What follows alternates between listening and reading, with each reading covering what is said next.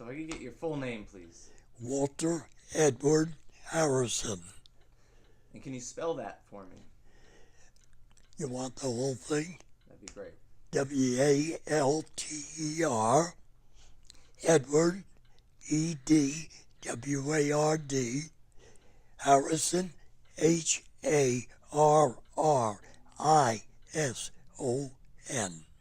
Very good. And when and where were you born? I was born actually in Newark, New Jersey, in a hospital, and they moved to the city of East Orange. That's Eastorang. And what is your birth date? February the 15th, 1924.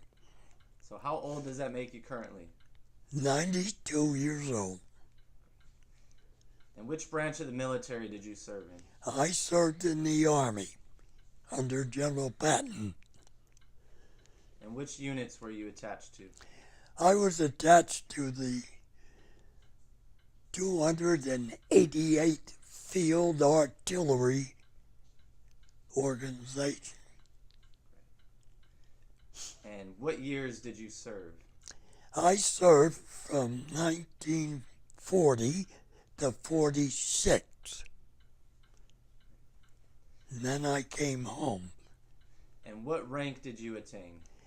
I was still a PFC, Private First Class. And did you receive any medals or commendations? I got the Purple Heart. That was given to all the men that fought and got injured or even died. I got the Purple Heart, and I also got the Soldier's Medal. I saved, I was on the front lines in Germany, operating field artillery direction, and I got wounded there, and I saved the one town, and my partner, who was with me, we were able to get out. I went to the hospital, and they had a field hospital like you have here, like MASH. It's a medical army surgical hospital. It's in the field, though. Then I come back to the United States, and we come back by boat, and when we landed, finally, I was sent to Walter Reed Hospital, which was one of the bigger ones, and they had more doctors and nurses that knew what to do for the veterans. I was neurosurgical, and they sent us down there. The other men that for orthopedics or something like that, they were let off up in Rhode Island, in Connecticut area.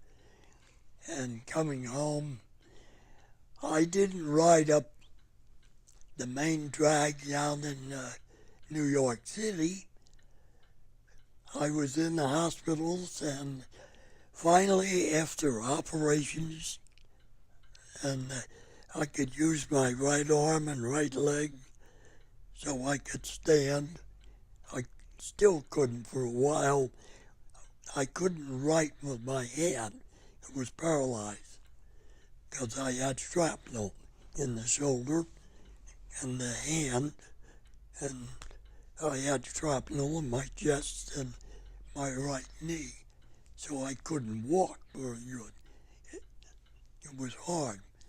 So finally, after the doctors and everything, nurses took good care of us, while I was over there in Germany, before they shipped us, we went into a MASH unit, Medical Army Surgical Hospital.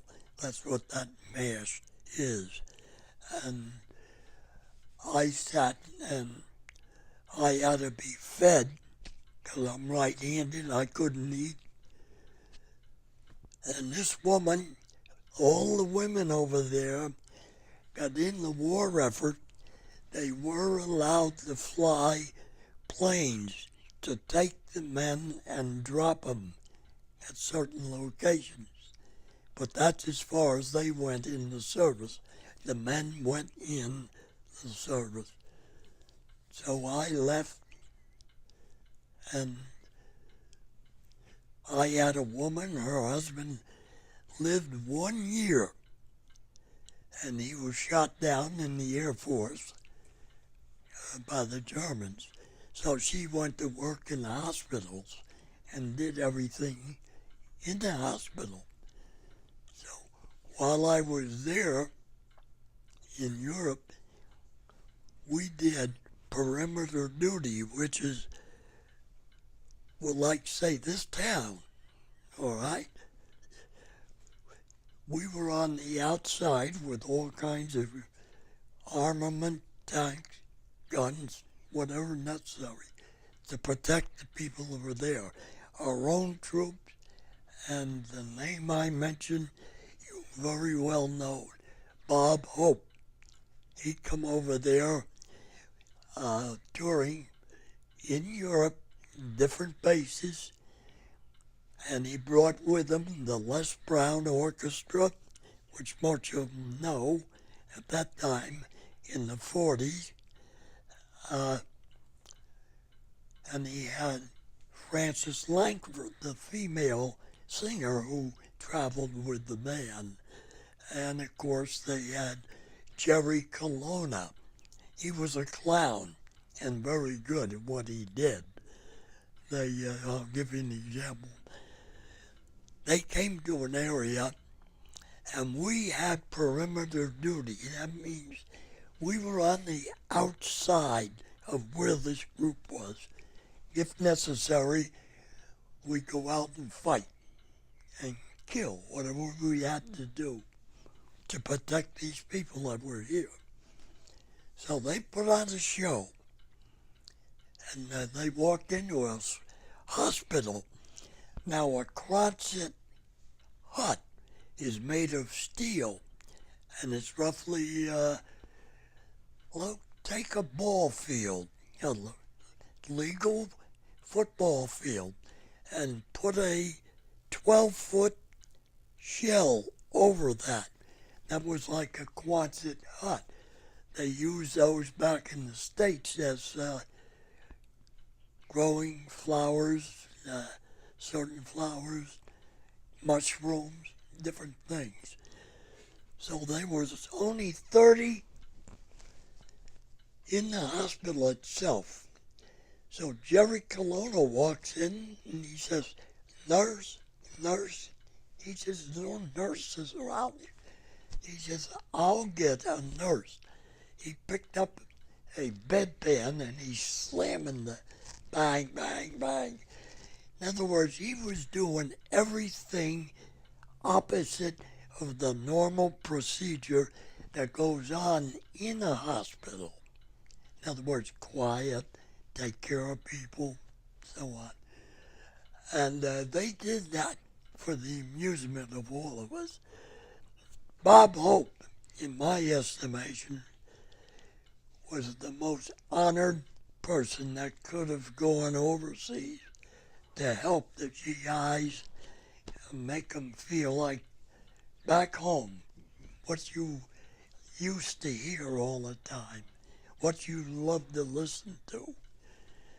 So they started to play some of the music. And Frances Langford was walking around back and forth, in and out of the beds. There was only 30 of us in a Quonset hut. And so what would you like to hear? So that song that "Put Your Arms Around Me, Honey, Hold Me Tight," I forget the exact title. But the band started playing. They were walking back and forth as she was. singing to him. This one fellow was sitting up in bed, and the back was on an angle for him for support. He had a blanket up to his upper chest. The blanket slid down. Both his lower arms was blown off due to a bomb. And she got there to that point. Put your arms around me, honey. Hold me tight. She saw that. She ran outside. Took about 15 minutes before she come back in. Now she was composed and realizing what actresses and actors do is the show must go on. They know this. So that is a regimen for them that they have to produce. So she finally come back in, and they went on with the entire program. And Bob Hope, it wasn't just hospitals. They stopped in different spots, wherever they could. Now, Bob Hope was the most versatile performer and the best, in my language, to appreciate what was done. Now, the American government, they paid for the plane and they paid for the gasoline during the war for Bob Hope to go. He went in his pocket many times and took money out, said, here, do whatever. That's the kind of a person he was. He was the top entertainer, yes. And that was the first and only time I saw Bob Hope until well after the war. And I got back home and I started doing other jobs. Now let me ask you, growing up in New Jersey, can you tell me about your family, your parents, and any siblings you may have had? Well, I was an only child. My mother and father, they were divorced. And so my grandparents raised me in a small town. And we went to church.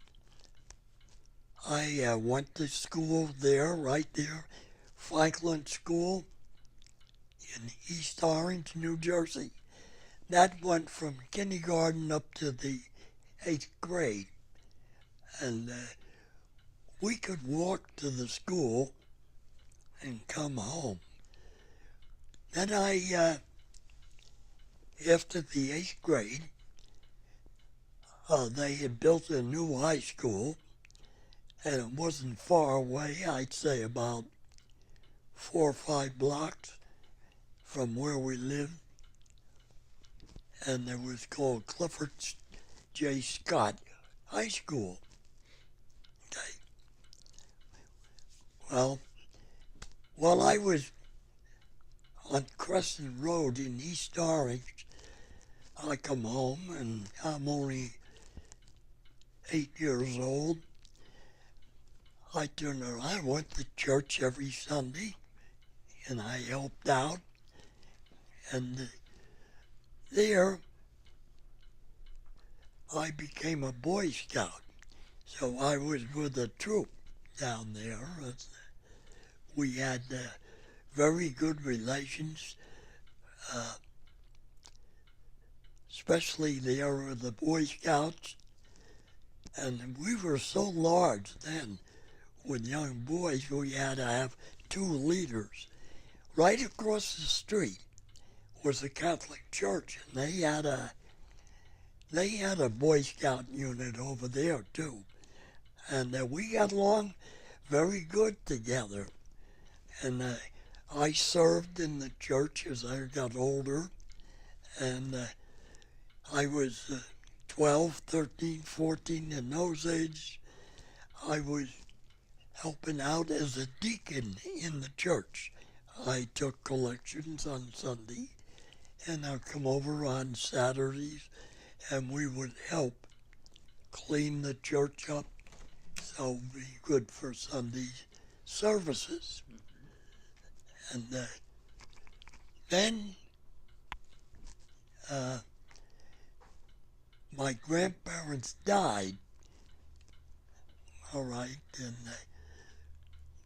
then we sold the house there, and I went with my mother to a place, Park Avenue in East Orange. So I had going to the high school, which was Clifford J. Scott, named after somebody. And I spent my 7th and 8th year. Normally, kindergarten goes kindergarten to 8th grade. I went to the 6th grade. The 7th and 8th grade, they combined it in the new school. We went there. So I had my 7th and 8th grammar school lessons. Then, freshman, sophomore, and junior year of the high school, Clifford Scott, I already, by the time the 2 years, when I would have been a freshman, I knew everything about the place. I knew the teachers. So my interest was, I was tall and thin, so I wasn't on the football team. I wasn't heavy enough. So I baseball, things like that suited my frame. Then in my junior year, my father passed away, so I decided I'll go in service. So I enlisted, and I started out, they sent me to Fort Dix. From Fort Dix, my first stop, I went to Fort Bragg in North Carolina. This was during your junior year in high school. Yes. So I finished out my junior year there, and then from there, the Army saw fit to send me to Fort Riley, Kansas for some training, coding, and different things. And then I was sent farther out to Fort Sill, Oklahoma. This is where I got a lot of my field artillery training and with a unit. And at that time, there was a demand not only for guns, ammunition, boats, but manpower. So we got our shipping orders, and we went back to Fort Bragg, and then from there we went right to New York City. And there we were. They were taking the shiploads, sending us over. And you had mentioned earlier you joined up prior to... Oh, that came much afterwards. But you joined in 1940? So, from 40 to 46, yeah, I was overseas. Right. So before I enlisted in 39 or 38. We went over. I got the training here in the United States. So can you talk a little bit about your training? And in the training, number one, they had a drill sergeant that knew every single drill. You couldn't make a mistake. He knew it. They were there. In those days, the soldier cadre, C-A-D-R-E, they were the ones teaching the ones going overseas to the war effort. They knew how to march. They knew all the things that went. We went through an obstacle course. We went on a 5-mile hike. We went on a 10-mile hike. And things that you had to do, they took you through preparations, a short attack, how do you camouflage yourself so that nobody else can see you? You ought to learn this. You didn't just carry a rifle. You learned how to use it. And they taught you how to clean it. Take it apart and clean it. We had 30 men in a barracks in the States here. We had our gun rack right on one wall, and it got locked up. It was only open when we were going out on a trip. Then we took it with us, and we had live ammunition. They took you to a firing range. They taught you how to shoot. This was all in, let's see, some of it was in Fort Bragg. That was towards the end. In the beginning, I was in Fort Dix, which was right in New Jersey, and they were the main port for shipping everything out. So that was the debarkation point. When were you assigned to field artillery? When I left Fort Bragg, North Carolina, I was trained for 105 howitzers. They don't call them, they do not call them cannons. That's an old word that was used for the big guns in the Civil War. But a 105 millimeter, this was a howitzer. They had 155s, which was a larger shell and a bigger bore on the gun to shoot. And then you went to the huge, they called it more than a howitzer. The nickname on it was Big Bertha. They made one 12-inch barrel, 30 feet long. Took 2 battalions of men to set them up on a railroad track.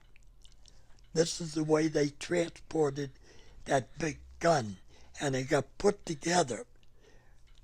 They could fire over 50 miles, more than that. Today you hear reference to what the Navy could do with the 16-inch guns. Well, we did that with Big Bertha to try and knock out the submarines, especially in England where they occupied. But I was just a kid then, and we sailed over on the SS Mauretania, which was the sister ship of the Lusitania that sank during the war. Now, we got over there. As soon as we got off, we were sent to our units, and then we got put right on the front lines. So what year did you get sent over there? I went over there, let's see, 41, the latter part of 41. And did you arrive in England? We arrived in, the upper part of England. We come down, we crossed the channel.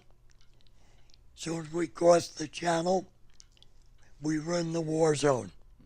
Well, we were in England. Every night you could hear the sirens going off. The German Luftwaffe was in there, bombing the daylights out of England, doing everything they can. English people, they knew us.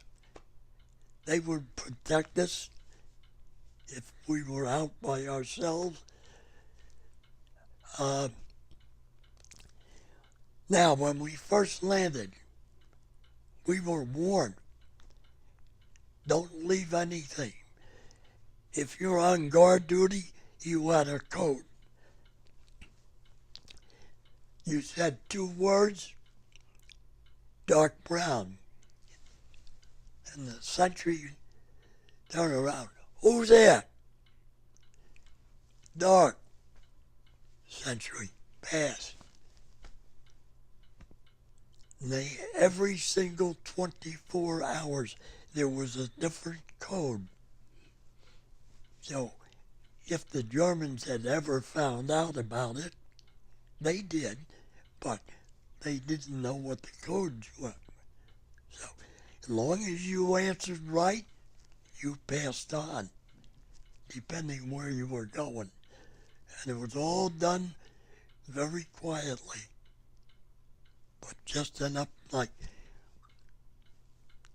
within 10 feet from you, I see and I say,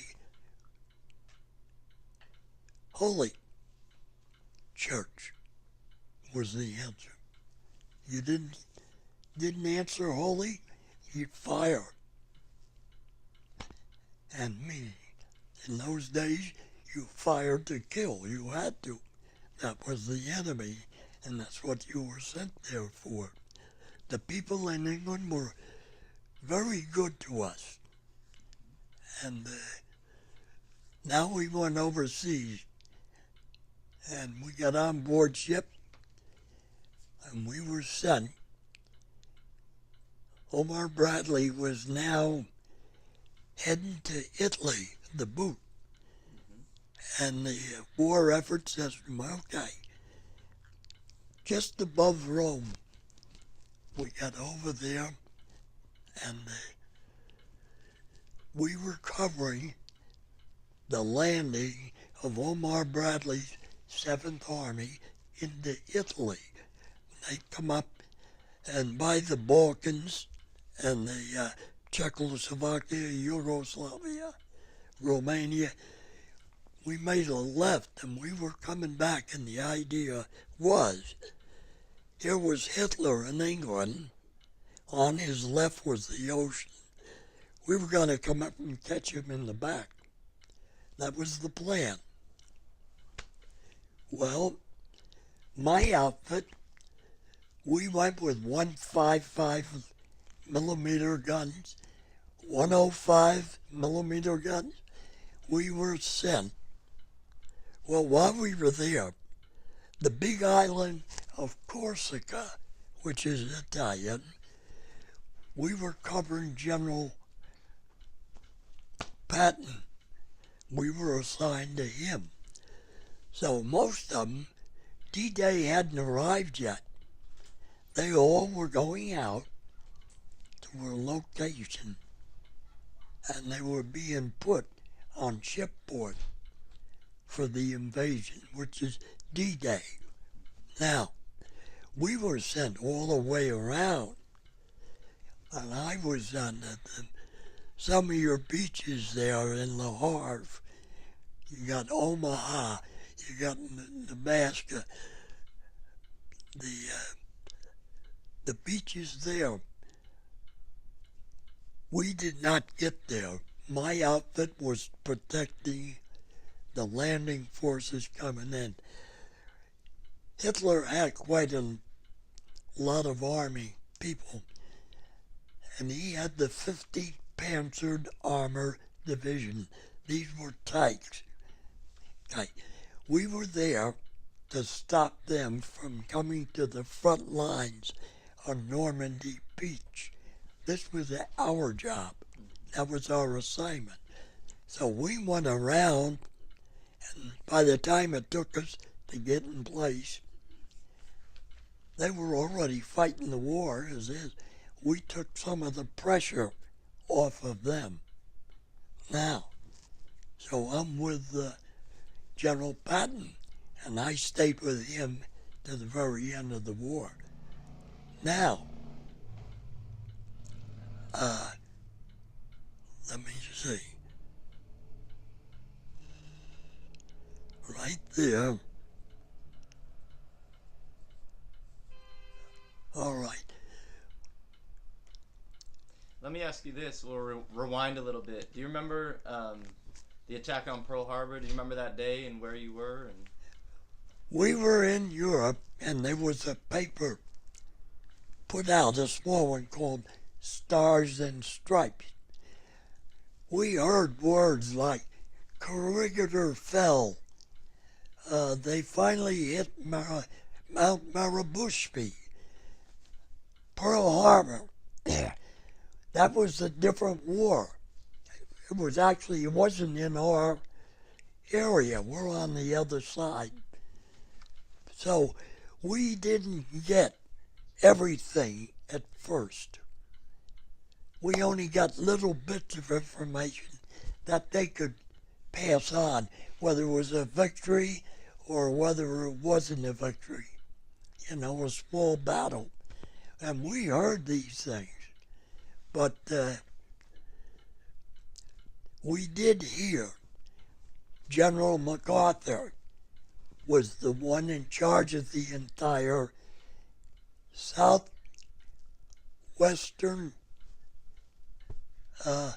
area on the other side. This is California, right across the ocean. So the biggest thing that we got a kick out of, and we understood, Admiral Halsey and a couple of the others, they were there, they were the Navy. We knew there was only 4 ships in the Navy that had planes on them, the carriers, and so we were hoping. And then we found out Admiral Halsey turned around and he said, we read this in the Stars and Stripes. He said to MacArthur, the top general there, you run your war, I'll run the Navy. I know how to do what I did. And that cheered us on. That was a good respect. And we knew. Eventually, it was a terrible thing. We never expected that to happen.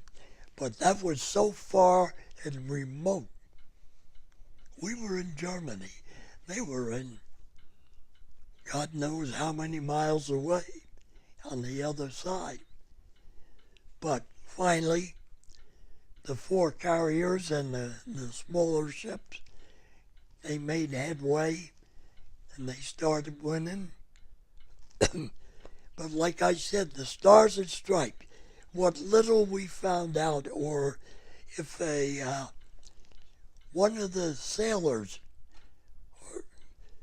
or some of the men that were flying aircraft got word from their brothers or other through the radio, whatever means they got, they fed it to us. Now, lots of times we'd only get 2 sentences. We knew there was a victory, or that we didn't hear about Mount Suribachi when they raised the flag on one of the islands.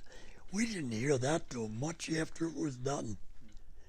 And of course, when we did that, our front was moving all the time whenever it had to, because General Patton, he outran his supplies, and that meant that whoever was in charge had to catch up to him so he could feed us, give us food, so we could continue to do whatever. So actually, the South Pacific and the war was there. I come home in 46, and there was still fighting going on, cleaning everything up. We heard they went into Pearl Harbor when the war was over there. They cleared them of all the Japanese and everything else. And Japanese generals were going, there was a cemetery there. They were going to put their top men there. The Philippines got together and they turned around and said, take them home to your country. I'm being nice, that wasn't the word, but they did. They wouldn't allow it. So they cleaned that all out at Pearl Harbor. We lost 11 battleships just like that in the bombing rate. they couldn't get started. The Missouri, the one that sank, the Missouri went down in 1947, 48. We went down there with my daughter Doreen. We went to Hawaii, and then we went into where the Arizona was. What they did, they took the gun turret, the 16-inch millimeters. They took one of the turrets off, and they built a memorial for them on top.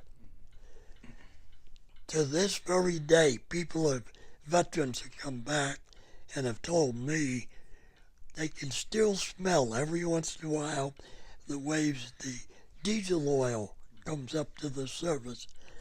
Now that is taken over by the Department of the Interior, and they arranged with the landing ship troops. They take you out to the memorial, and then they help you get off. Now you go inside, and there's a velvet rope every 5 feet. Up on a wall is the name of every single officer and seaman or whatever was there that never came home. The ones that died on the battleship there stayed there. They never touched that. They left that as a memorial. They cleaned everything around on the outside. Everything is painted white. It was beautiful. And it wasn't the Department of Navy. This was another minor department that ferried the people out. After an hour and the people got done talking, we had a little tour on a bus, like a school bus, small, 30 of us, and he explained something, he and his brother, and them, when we actually were on the ground, every plane, one of every plane was wired to the ground so it would stay there. This was used during World War II.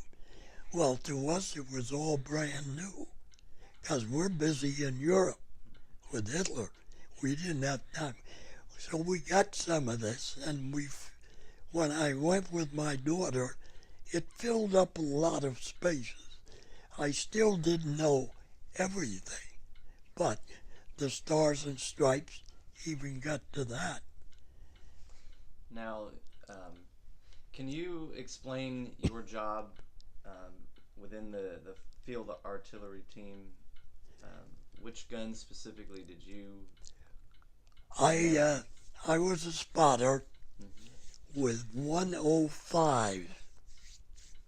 And how many men would it take to operate a single gun? That took 6 men.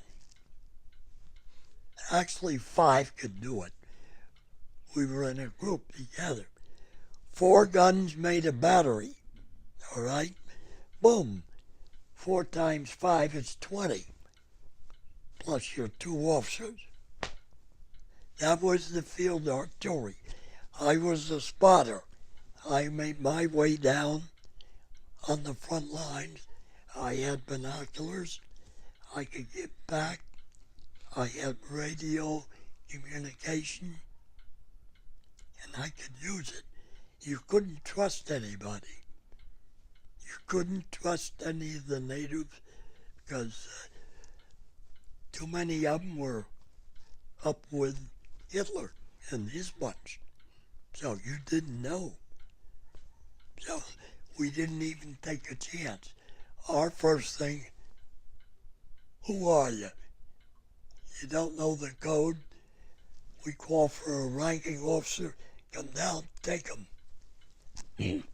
Let them do the work. But we were on guard all the time, and I was a spotter.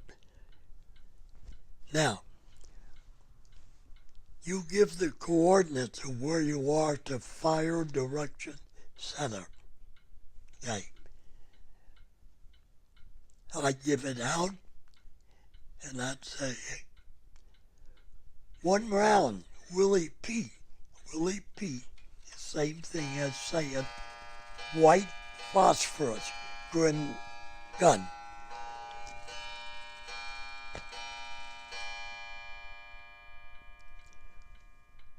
4 105s made up a battery, just one of them. Okay. I'd say to him, 1 round Willie P. or white phosphorus. You could see that fired by one of their guns. All right. Now I tell them corrections. 100 down, 20 right, and whatever. Now, then I give the order, fire for effect. That was the word that. Now, all 4 guns load up, and on the coordinates, they do the math. Like if maybe this was the one we're after, but over here. So, they all 4 were given the same thing. They on fire mission, they all run out, go to their guns. And they wait for us spotters with the information. Finally, when I said fire for effect, I was on the target. And lots of times, we were only 10, 20 feet from the Nazis on the other side. We were that close to them. So, now, some of the guns, the 155s, millimeters, and the tank guns backed up the infantry as well. They were there. They did those. I was with 105s. I stayed with it till the end of the war. 155s, that was a little different. It was a huge gun on wheels, same as we got. But there was bigger shells, they were heavier, and they did more damage. That was the main thing. They depended on information, too. They had their people.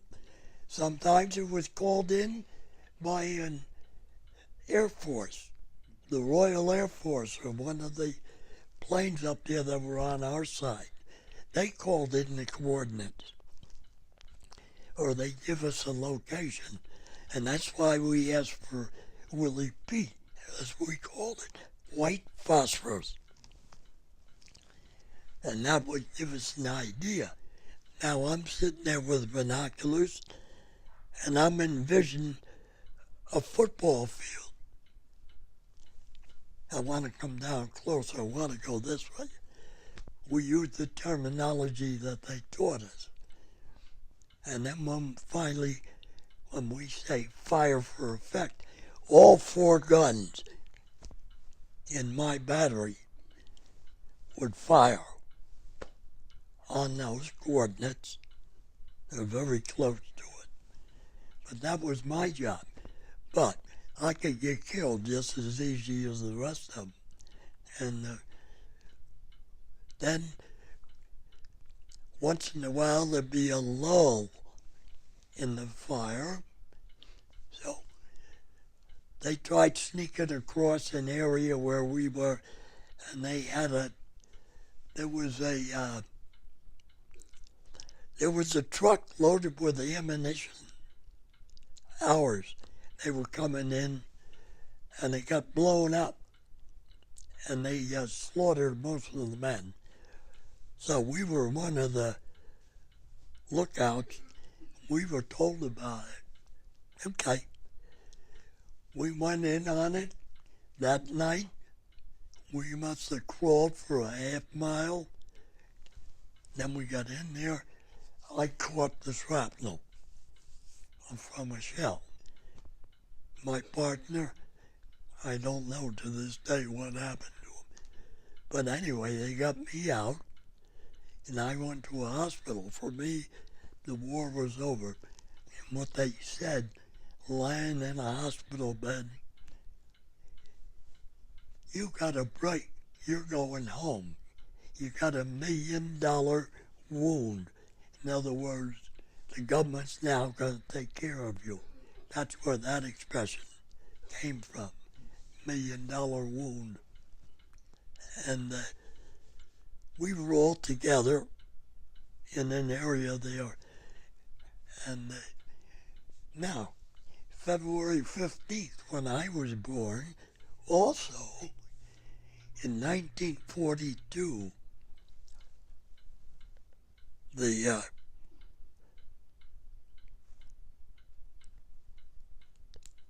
was a Jewish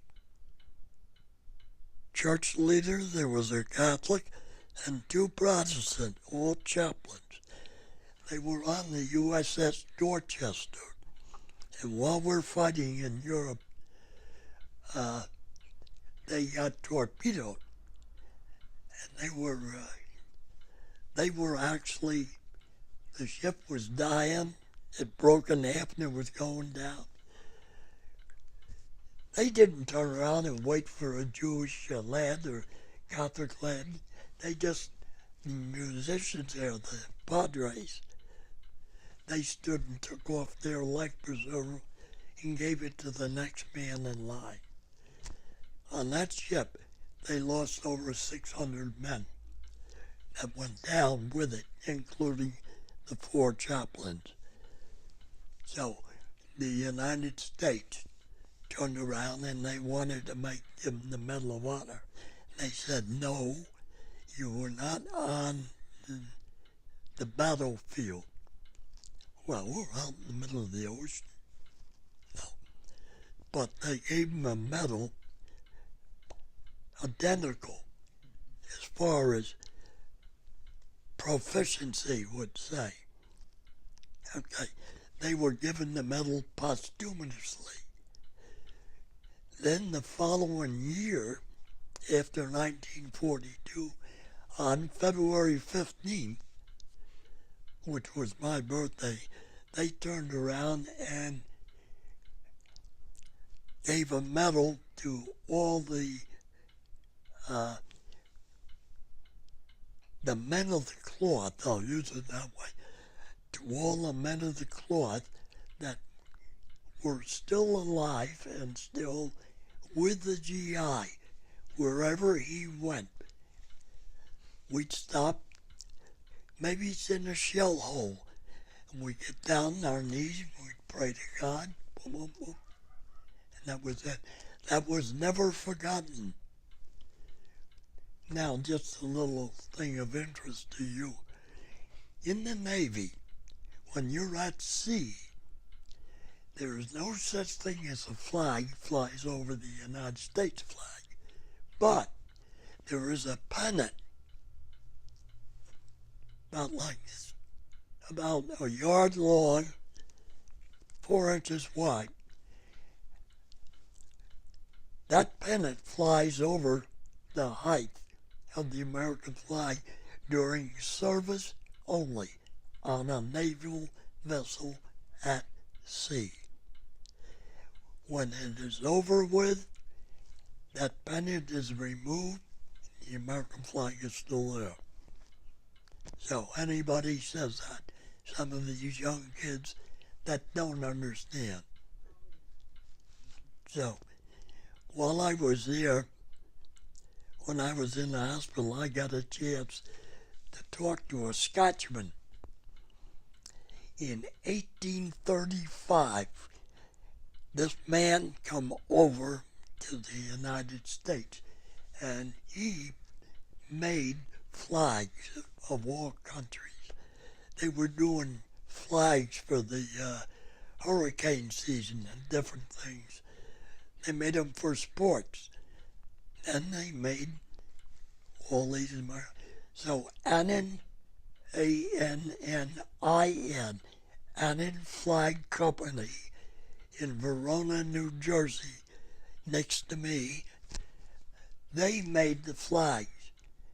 Today, they are well known, and the descendants of the family still there, and they've got now 6 major factories.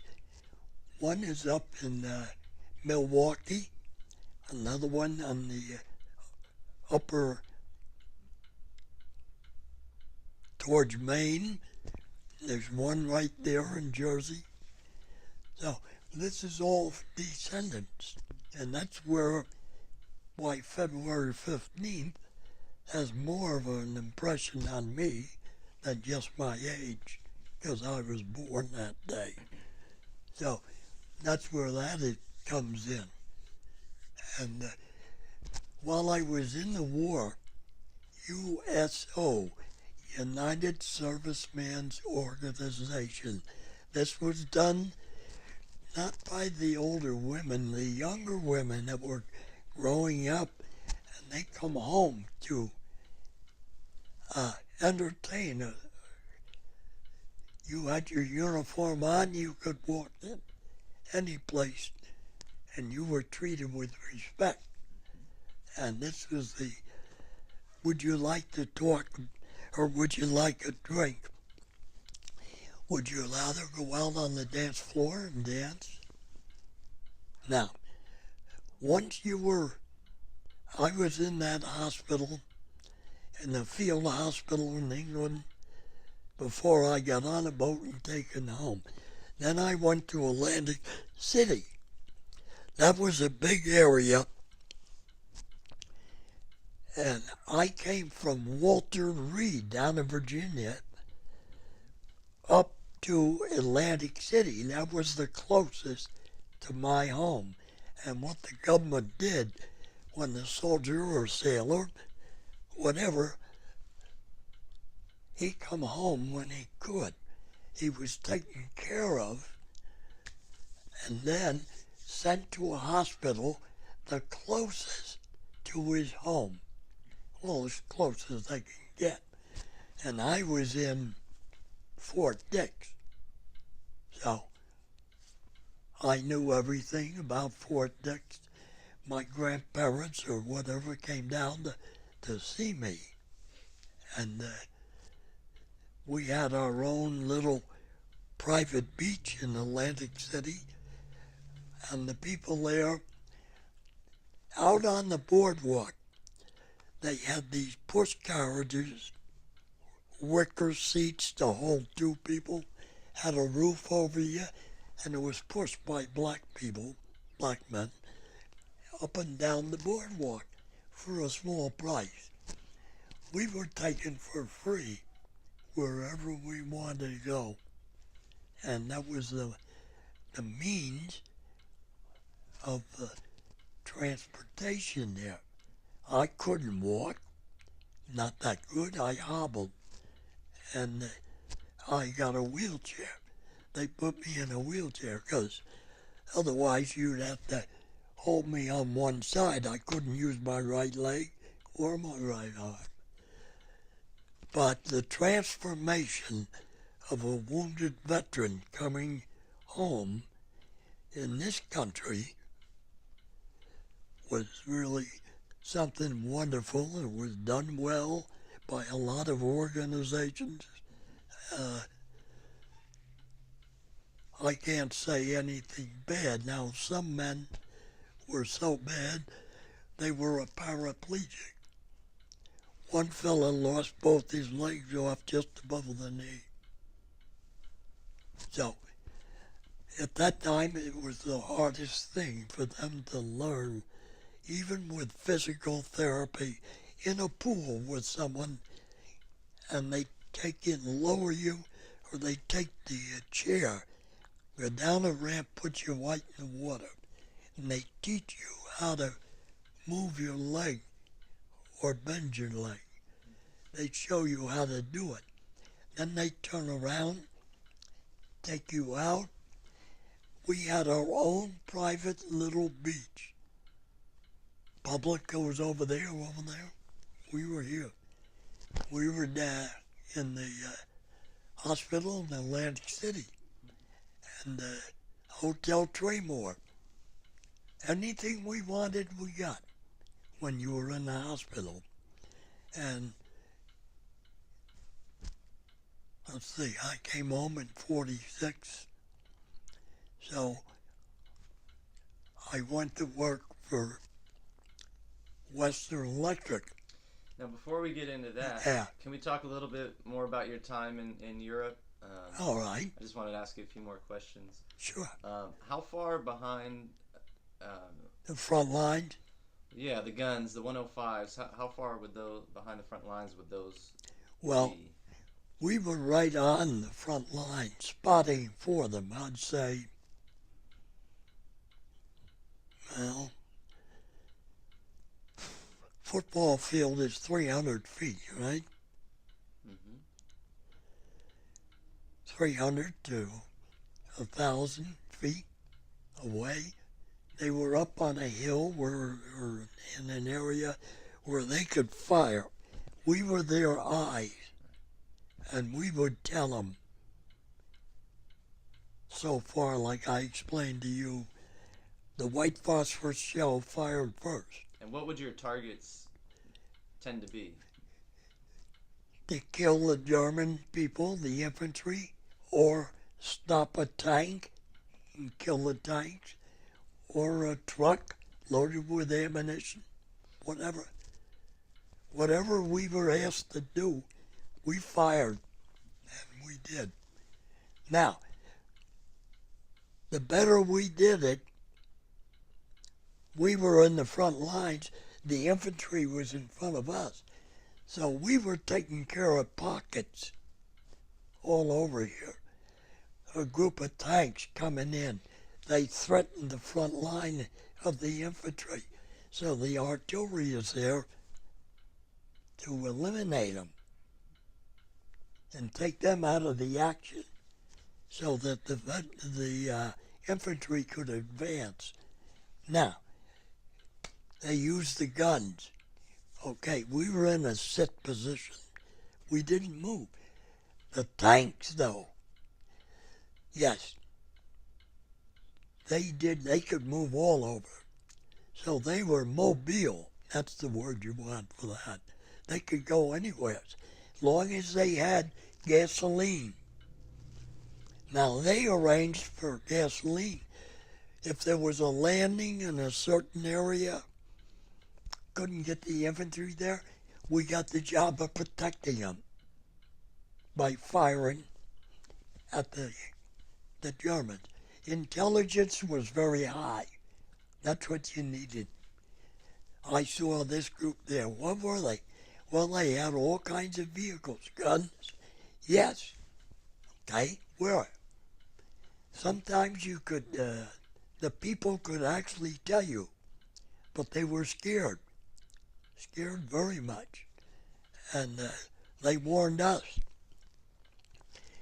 don't talk to the peasants, because some of them would turn around and say, Vive l'Américaine, the minute you answer, bing, you're dead. Now, they did that to the infantry. The infantry is the first one in.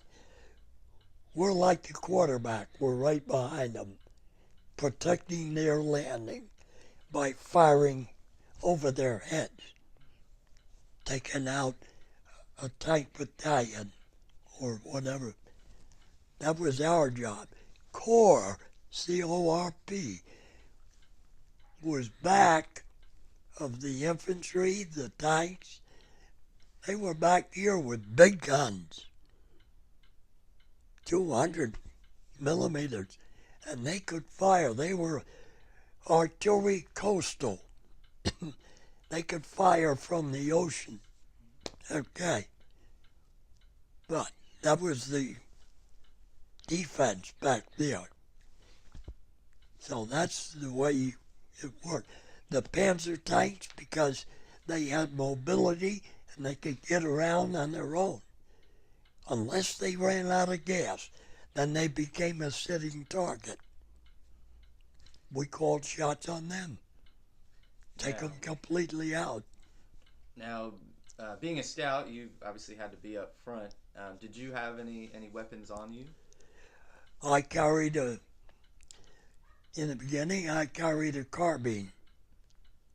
Now, the United States Infantry had an M1 rifle.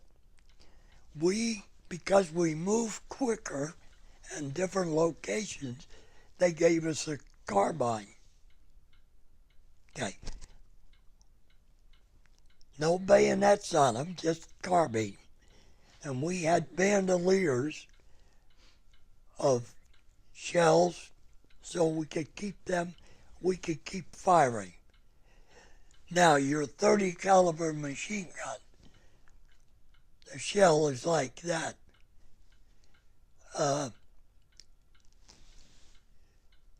And they had the 50 caliber machine gun. All those guns can kill, but most of the time the infantry, they had like the 30 calibers or less. And that's the way they issued things out. Okay, so now you depend on the supplier coming in, ammunition, food, clothing. In the Hazelton forest, we took the socks off. You wipe your feet dry, you put your socks out, put a new pair on right away.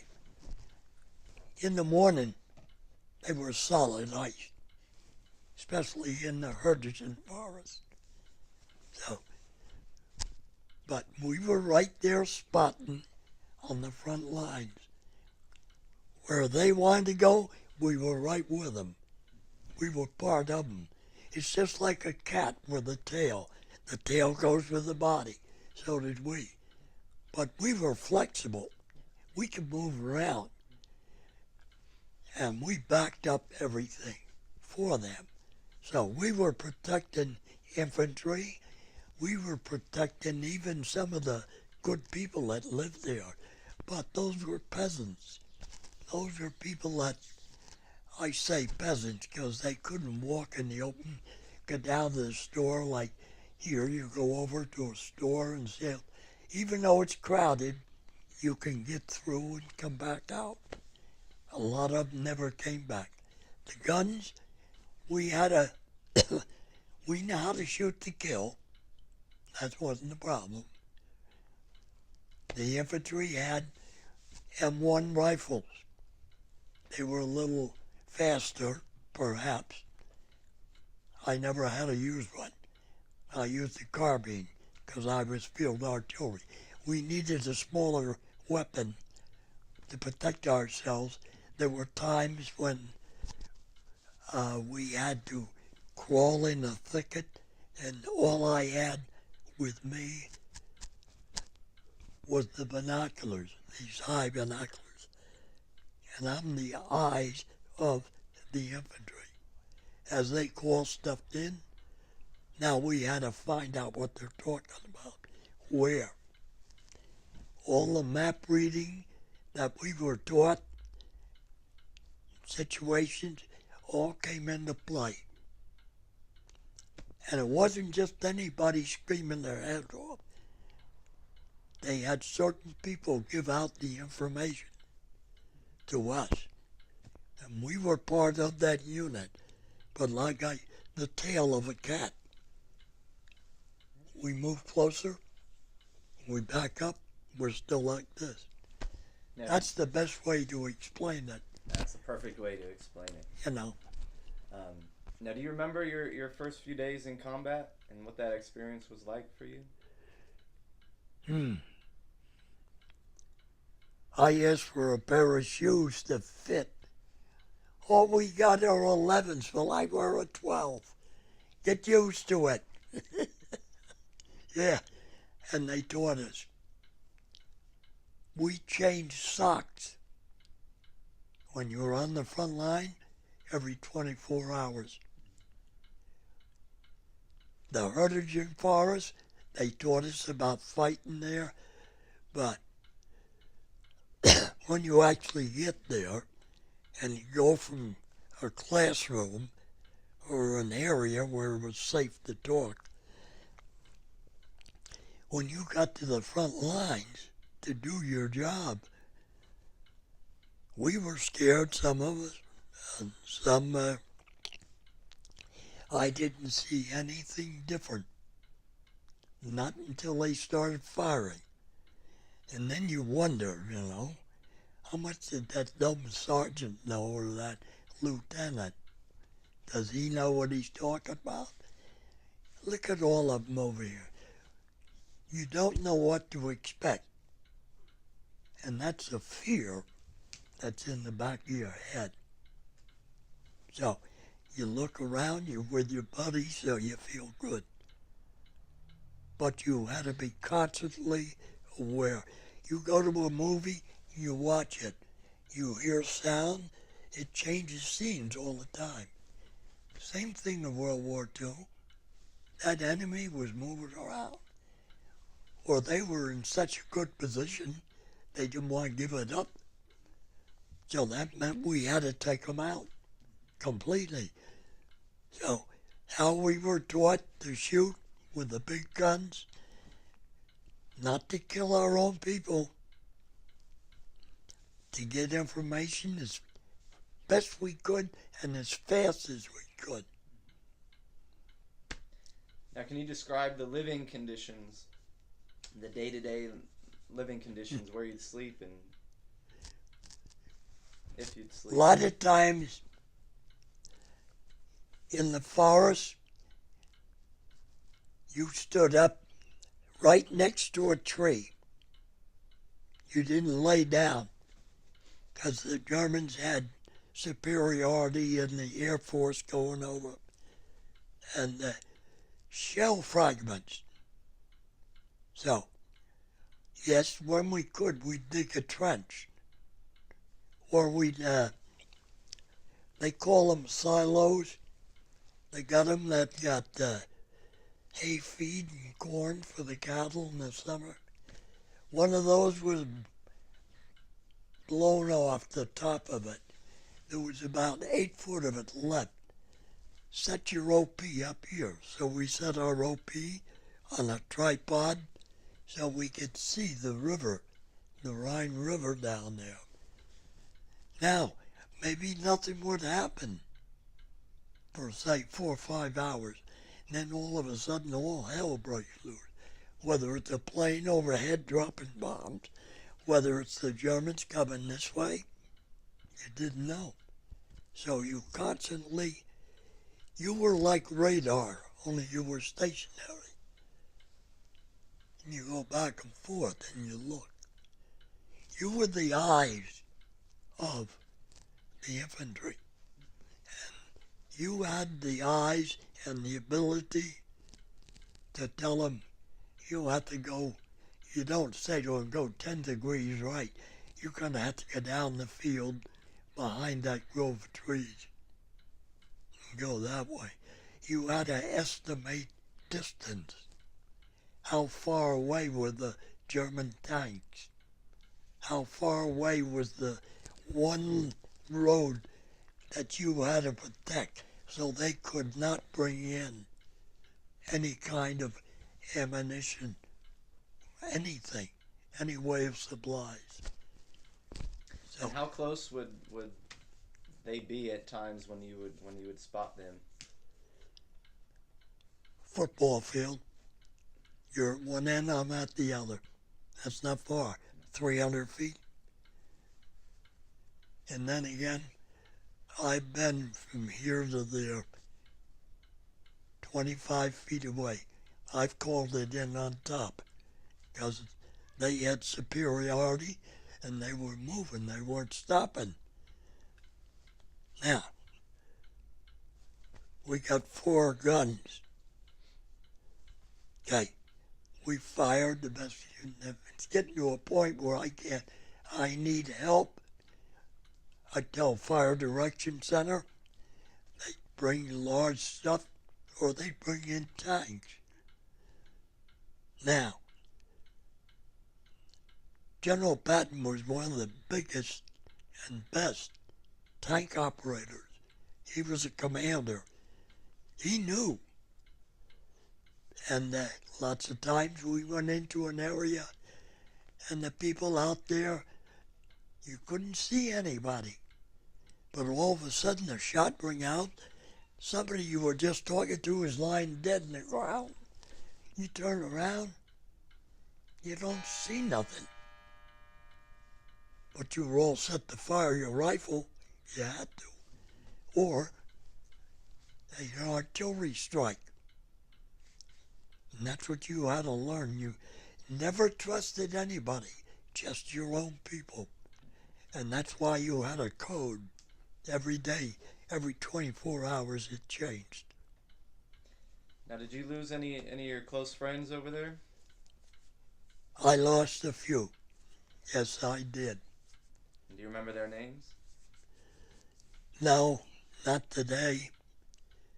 The one fella that was with me in the latter part of the war was Elam, E-L-A-M.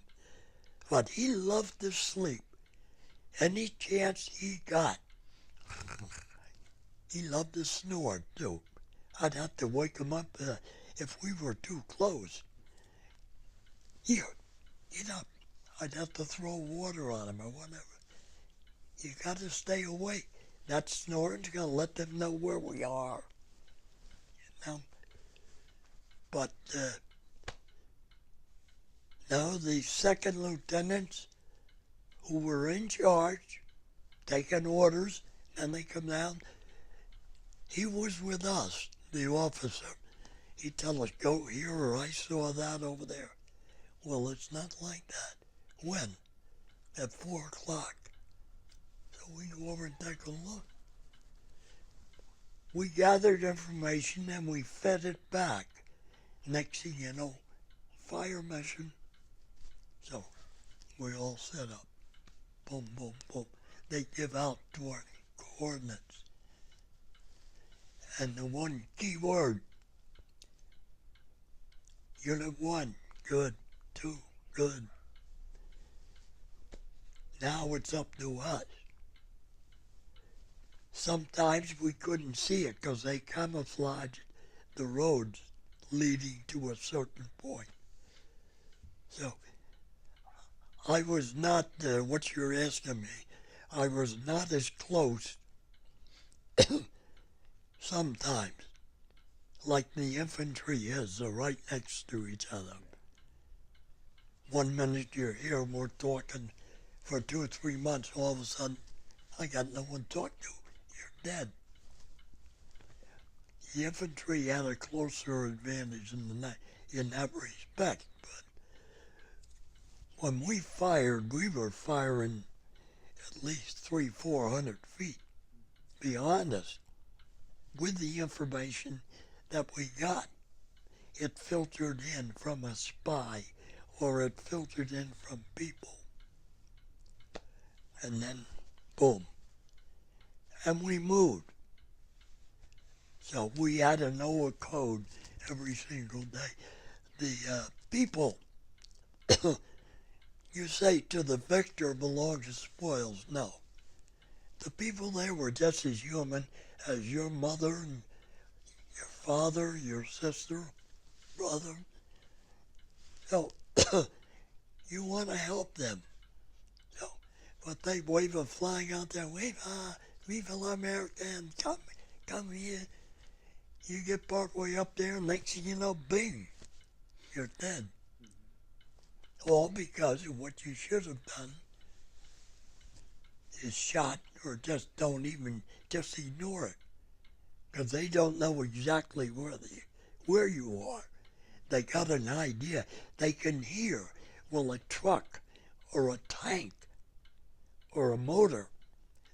You hear those things. They try to draw you out of hiding? Sure. Now, a little radio this big, I'll say a 10-inch square, a cube, that was a radio. They had to hire, the peasants had to hire those like in the bottom of a wood pile, because the German Gestapo come in there, they lift everything up, gave them an argument, that's all.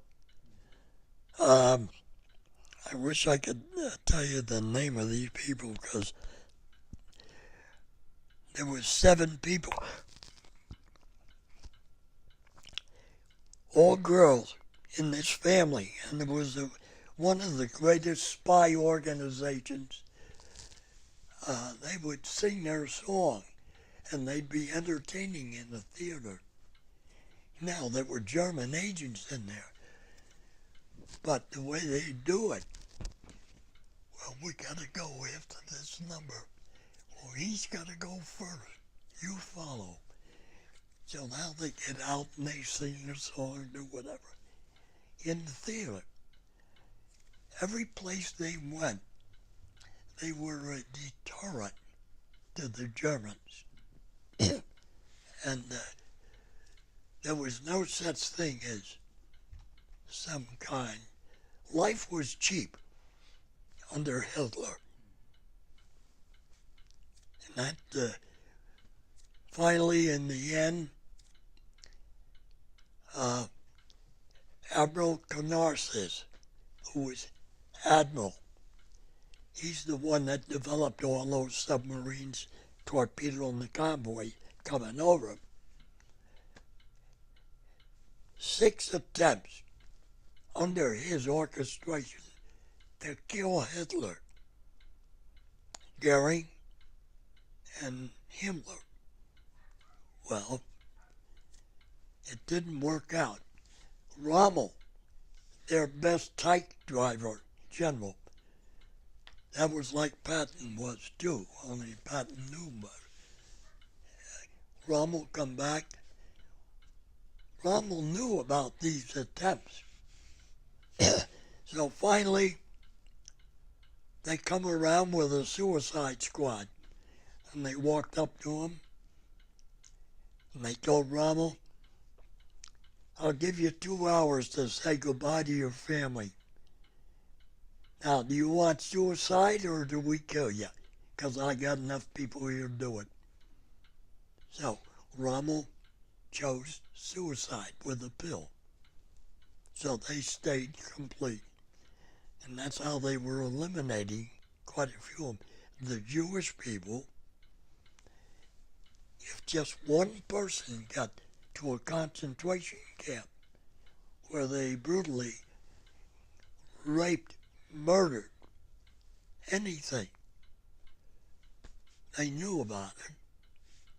And the Jewish people just kept after them, and to this day, there's still 1 or 2. They may be 98, 100 years old, they're still going after them. That's since World War II. But a lot of people were lucky they put 4 or 5 years in service, perhaps with the Navy, and they come out of it, or in the Air Force, and they come out of it. We were infantry and artillery, and I say we took the worst. And that's about all that we could live for. And Do you remember the day that you were wounded? yes, Can you explain what happened on that day? that night we had called in a strike, 2 airstrikes, and they were bombing, and we knew we had to get this one area down by the water, and that was a good 300 feet away from us. And I called them. I told them we're getting hit. I says there was a truck 3 nights ago that killed 4 or 5 of our people, had ammunition stuff on it. So I was a little upset because my friend loved to sleep. Just 2 of us in that little burned out silo. And it was down dark at night.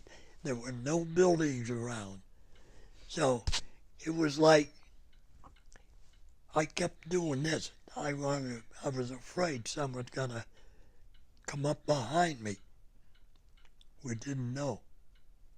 And that's when you don't know, that gives you a concern. It's more than just Halloween being scared one night.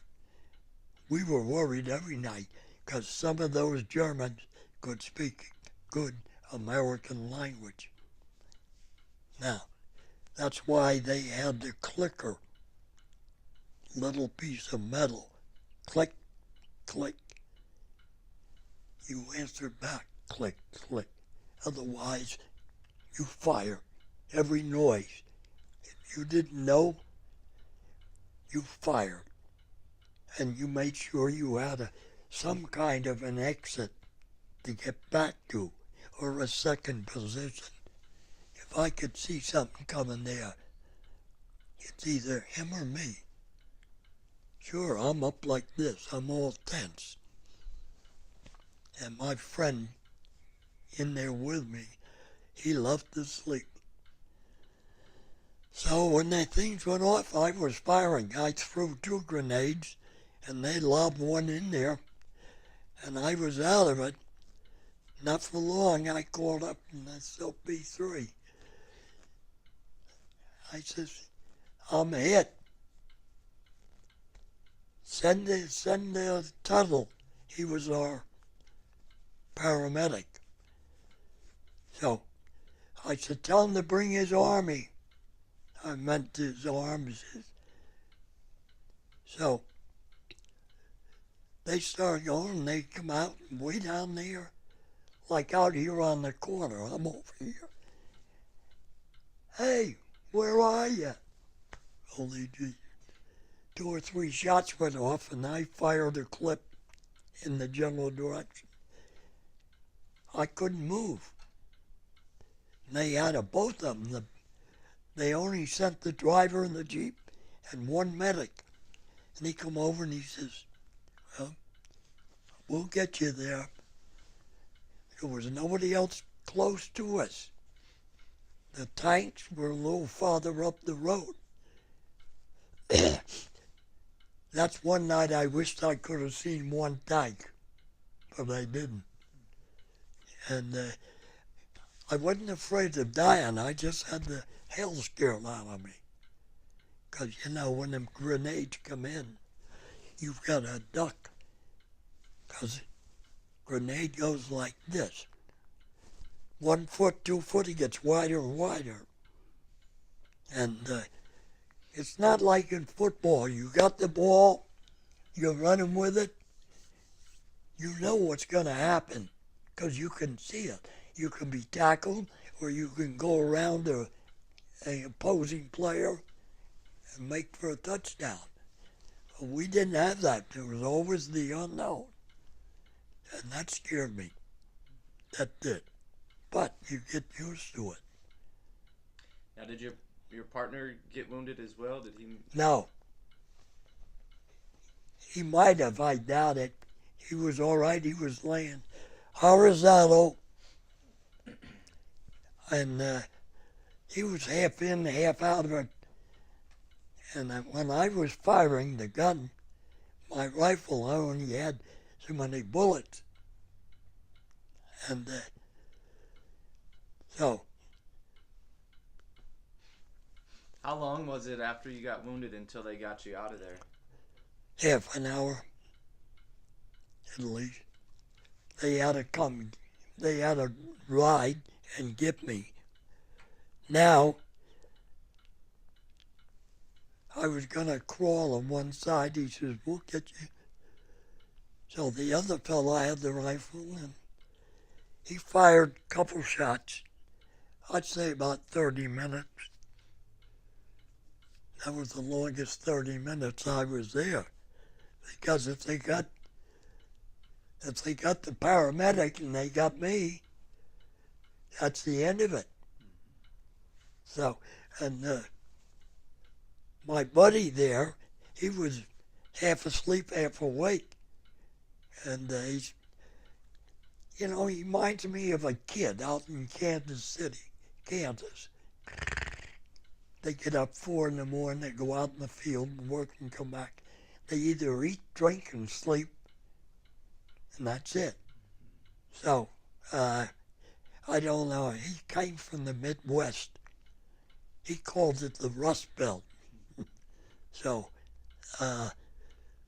he just, it didn't seem to bother him. He liked to lay flat. So I was awake all the time. I was nervous, same as anyone else. So I was the eyes, and every so many minutes, our operator would call in OP1, OP2, OP3. All you had to do was say, OP3, good. He'd go on to the next. And he'd mark it down on a paper. So if the lieutenant or the captain come in, he could see. But when I told him, I says, I'm hit. And the one grenade that come in, I put my hand up. It went off. And I grabbed for a piece of wood holding up this hole. I fell in it. And the other grenade come in, and I was firing, and that's when I got it in the knee and the chest. I couldn't move. So when they finally come around, it was real quiet after that. And they come up with the Jeep. I don't know why they didn't come up with something else. Anyway, they have one driver. So he grabbed my arm like this and threw it over half over his back, and he literally dragged me to the Jeep. Because he didn't want to walk out with the Jeep and the driver like this. They become two stationary targets. Now they pick up the wounded and they're going back. Now we got something else, a bonus. A couple times there I was scared, but I couldn't talk to my partner. He was asleep half the time. So all I had was my communication sergeant, back and forth every so often. Quiet out there. If you heard a sound, you waited till you possibly could see it. Or you could see something move that doesn't ordinarily move. Then you think to yourself, am I going to shoot or am I going to wait for him to go a few more feet? We shot. No, it wasn't, I didn't think of family, didn't think of nothing. All I could think of, the son of a gun is there and he sent a grenade here. And I fired the one shot. He turned around and lobbed another grenade. There was 5 of them in a group. So they went the other way. He was the last one. Who knows? But we were able to get to the Jeep. And he says, hang on. Well, I couldn't. My right side's paralyzed, my right arm. So I'm holding on whatever in the Jeep. And he drove like hell as fast as he could go to get us out of there. But and how long was it until you got to the hospital? We went to a mass unit first. Yeah. And got taken there. He said, we'll get you to a hospital, take care of. But I wasn't bleeding to death. So, and he asked, he was a colonel, and no, a captain, I'm sorry. He was a captain. He says to me, how many fired at you? And I says, I don't know. 1, maybe 2, maybe more. But we had little potbelly stove down in a hole 2 foot high. So we crawled around all the time. You didn't dare stand up during the daytime. No. You were a target. So, when we were in the Herdijan forest, we stood up same as the trees. You lay down, the bursts were up here, and the shells all came down. So you were on the ground, you were dead. So we stayed right by the trees like this to get some protection until we got reinforced. That made another thing. But Now you were over there during. I was probably just as well scared, Yeah. but I tried not to let it get to me. Now you were over there during the winter time, correct? Yeah, and this, Can you describe how cold it was and what you did to stay warm? you clean socks every day, so they had to get them to you. They'd stand there like this, 10 degrees below over there, maybe 20, and you're cold, okay? You could stand there and you could hit it. Your sock was solid ice. So you had to take a rag or whatever you get your hands on, wipe your feet dry, put your shoes on. We didn't have any newspaper because I would have stuffed that in by the toes because that would keep the moisture away from the feet. But lots of times we were cold, and when you took your helmet off, not the little thin liner of the helmet, steel part, we went to a field kitchen. I got 3 guys back there. Take your helmet off, soldier, and took it off. Put your strap on. Carry it like this. They had a field kitchen. They put hot boiling coffee in there.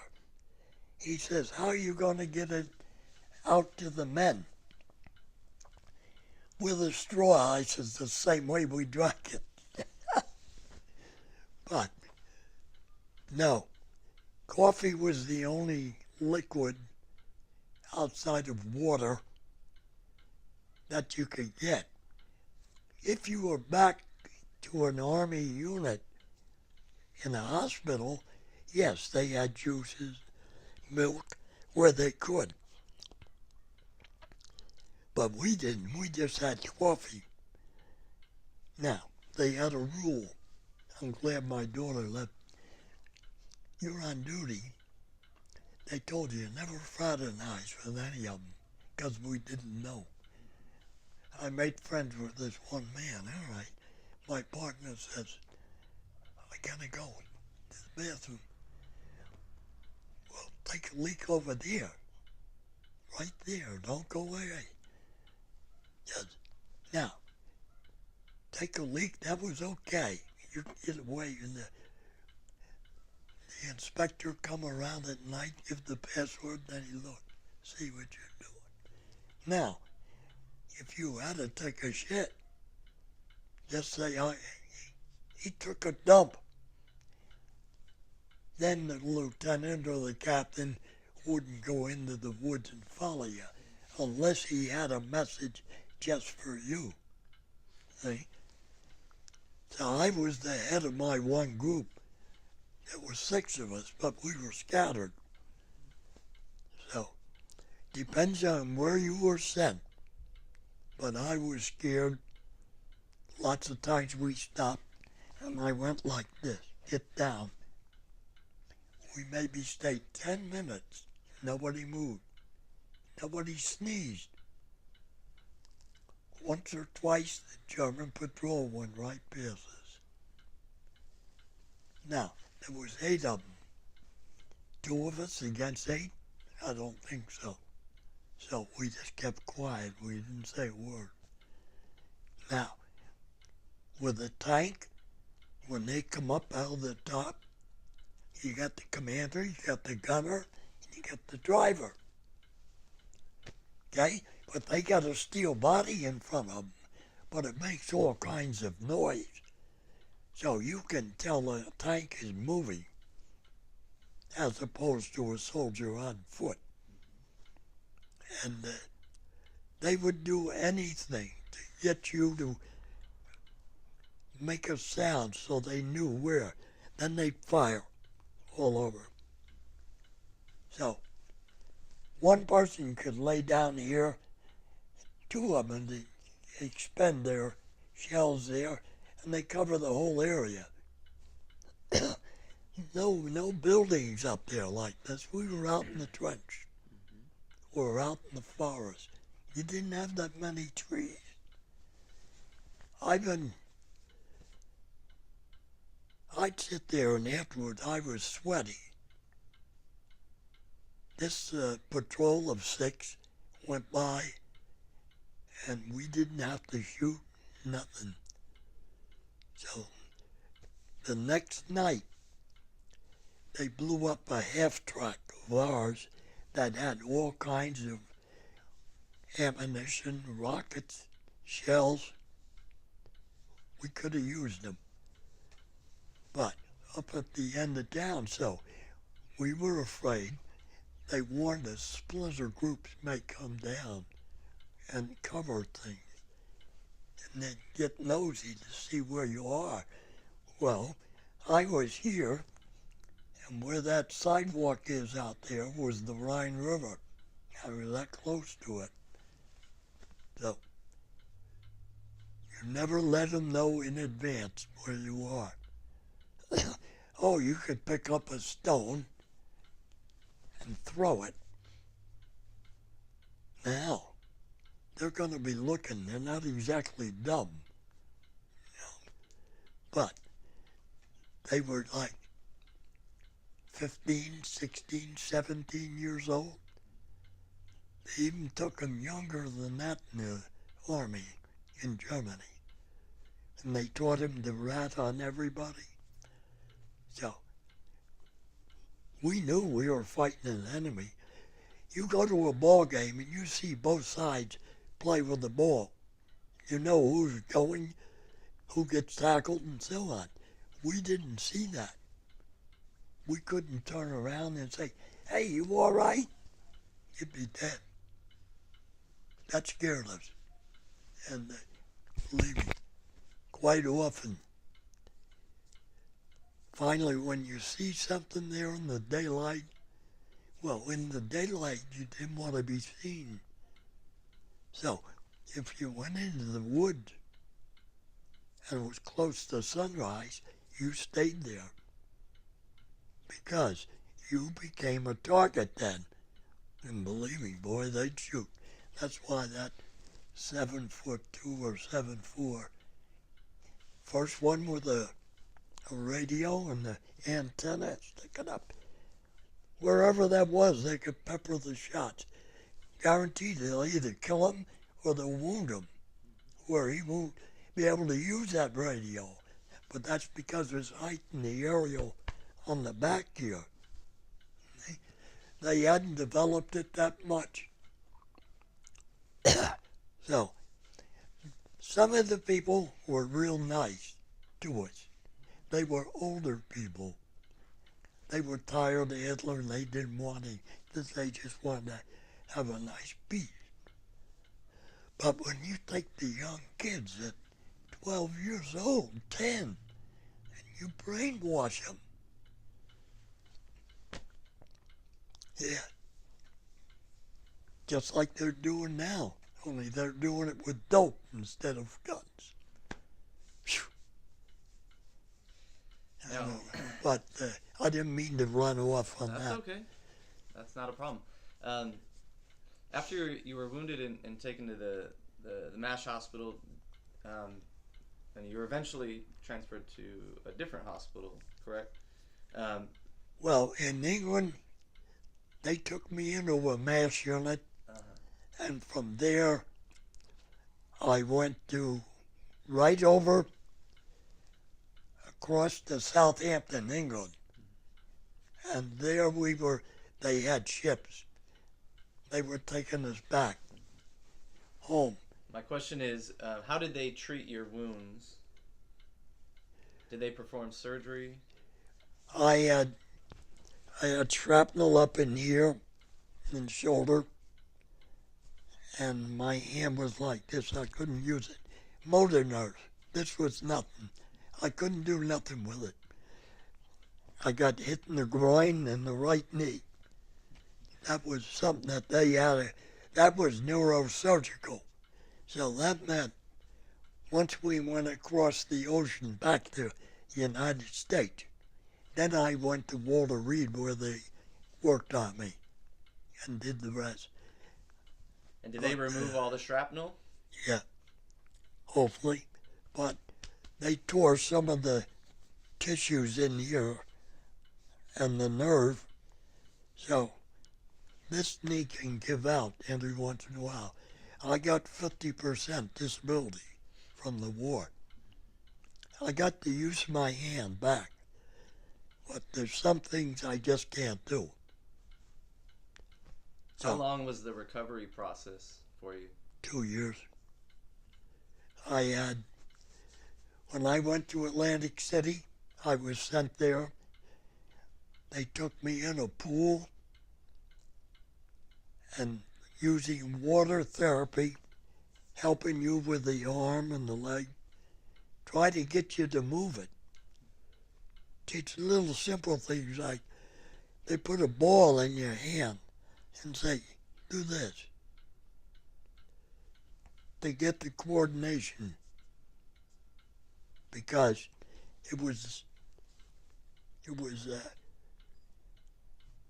just when you got hit up here, you don't know. One fella they took and they opened him from his palm all the way up.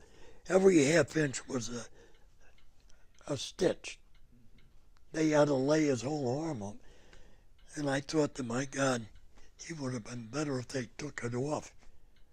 But then he'd only have one arm. He'd be a handicapped the rest of his life. Some of the guys in the hospital wanted to go over and do the work in the field where we got hit. But it didn't work out that way. It worked out the other way. The guys that we call today paramedics, we had them in the service, and they were good. They did a fast thing. They had pills for pain, and they give you the best they could. And if they had a chance, they could give you a shot to numb something till you get to a hospital. And when there, they take care of you. So it was, when anything happened in the hospital, you had to appreciate what they did. And in the Quonset hut, there was only 30 of us in there. And morale was something else. So people would come, sometimes not enough. There were some, they'd all go to the one fellow or person. But you wish, why not come over and say to me, how you doing? Or just something like that. People were funny. But I suppose you just can't, they never knew that this would happen. Now it did. What are you going to do about it? They didn't know what to do. Some of them didn't know what to say. And I'm talking about your own members of your family. So they could promise you, well, when you get you home, we'll make your favorite meal. Fine. The light used to be on in the house, always, no matter what happened. Even if your father yelled at you, when you came home, that light was always on in your house. Plus, you could get food, you could get warmth, whatever. And there was a difference. Some of the guys, There was one kid that marched in front of me in Fort Bragg when we were first learning. He didn't know how to walk. He loped. He couldn't go 1, 2, 3, 4 like they were doing. And I was right behind him, stepping on his feet when we go marching as a unit down the street. But all walks of life. So it's hard to say. You look at your friend next to you, next day he's not there to look at. He's gone. So the only thing that was amusing to me, they come around, they call your name out, and they shove a stretcher under your bed. That meant the next day, in the morning, you're going to be loaded on a plane and flown home. So I went by boat. Okay. So the first 2 weeks, what happened? He didn't go. I said, now I'm joking with you. Well, what's going on? I don't know. So here's the Statue of Liberty. We had fog coming in. The harbor master gets on board each ship, goes to the captain. We got this problem somehow. Where's your dock? And they tell him, can't go there, gotta go here. So we were coming in like this, and here's the American flag. So I got dragged up by a friend of mine. He dragged me up, left me. He says, you can see it in the dark, like this. The harbor master went, and it was the Statue of Liberty. This was the front. I never did see it. We went the other way. And he brought in all the vets, and they had to unload us, off the ship. So I never did get to see the Statue of Liberty, which I would have liked to have seen coming home in 46. But, 45, because the war was over, and people were very good to us. We were the first groups to come home, and we were treated real nice. Had our own private beach. They have people that take care of you, take you out in the wheelchair to the sand. You want something, they get it, give it to you. They took care of you. And for us, the war was over. We had nothing to worry about. And a lot of them, I got hydrotherapy in a pool with 2 or 3 nurses, and they take you in the water and work your arms, try to get you to do it yourself. Sometimes it works, sometimes it don't. Mine didn't for quite a while. So I was just lucky to get back here. That's what I thought of. And so I got out. I went to unemployment. Now, this one fella knew me. His name was Judge. So he says, what are you doing here? I said, I'm filing for unemployment. I said, he says, you got your papers? Yeah, come with me. Somebody, 2 or 3 people moaned. There was a big line there.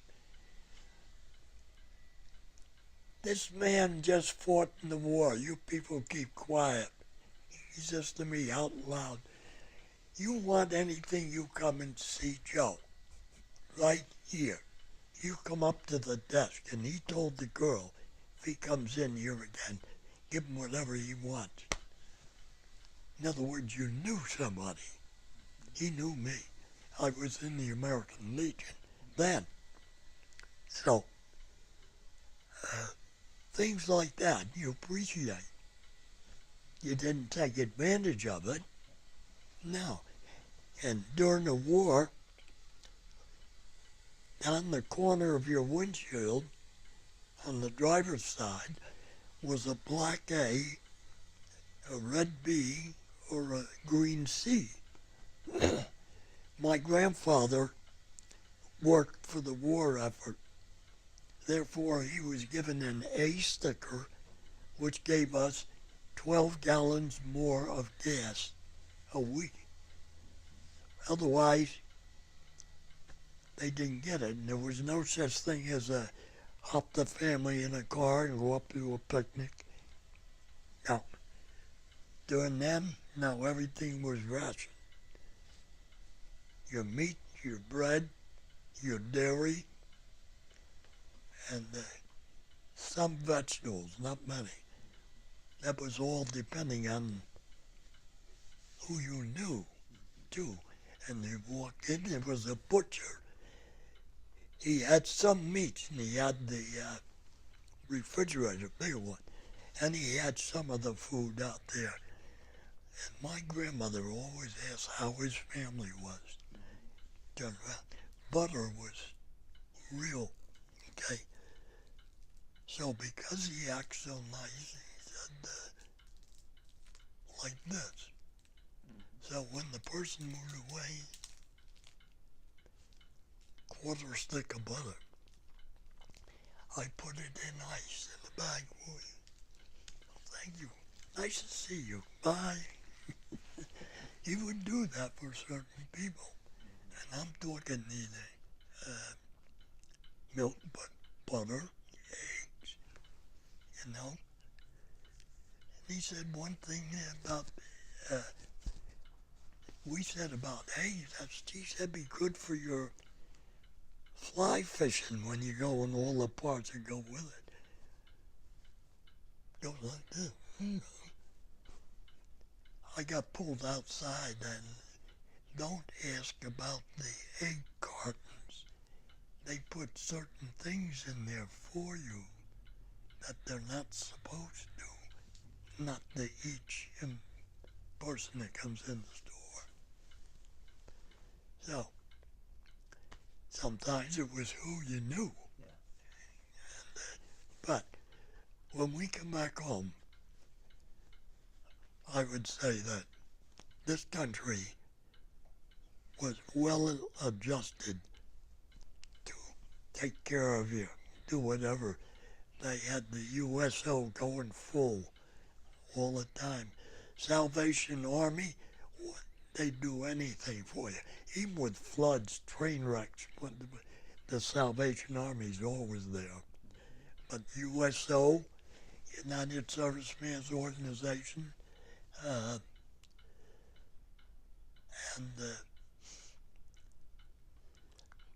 the church people, of course. Church people were number one. They push. Do anything to help you. The hospital people, nurses, doctors, the ones that were here that never, they'd take care of you as you were home. There was a lot of what you call home care today. That didn't cost nothing. People volunteered their time and gave it. Yeah. So there was quite a difference. And okay, we built it up. Now, TV had started. In 1933, they made a little 3-inch. TV was starting then. And they were right in the period of developing it. So, for those that had money, you had a TV. Others, no, you didn't. There was no such thing. Either, well, during my period, men were the only one that drove cars. Women, some of them, when the men went overseas, they drove trucks.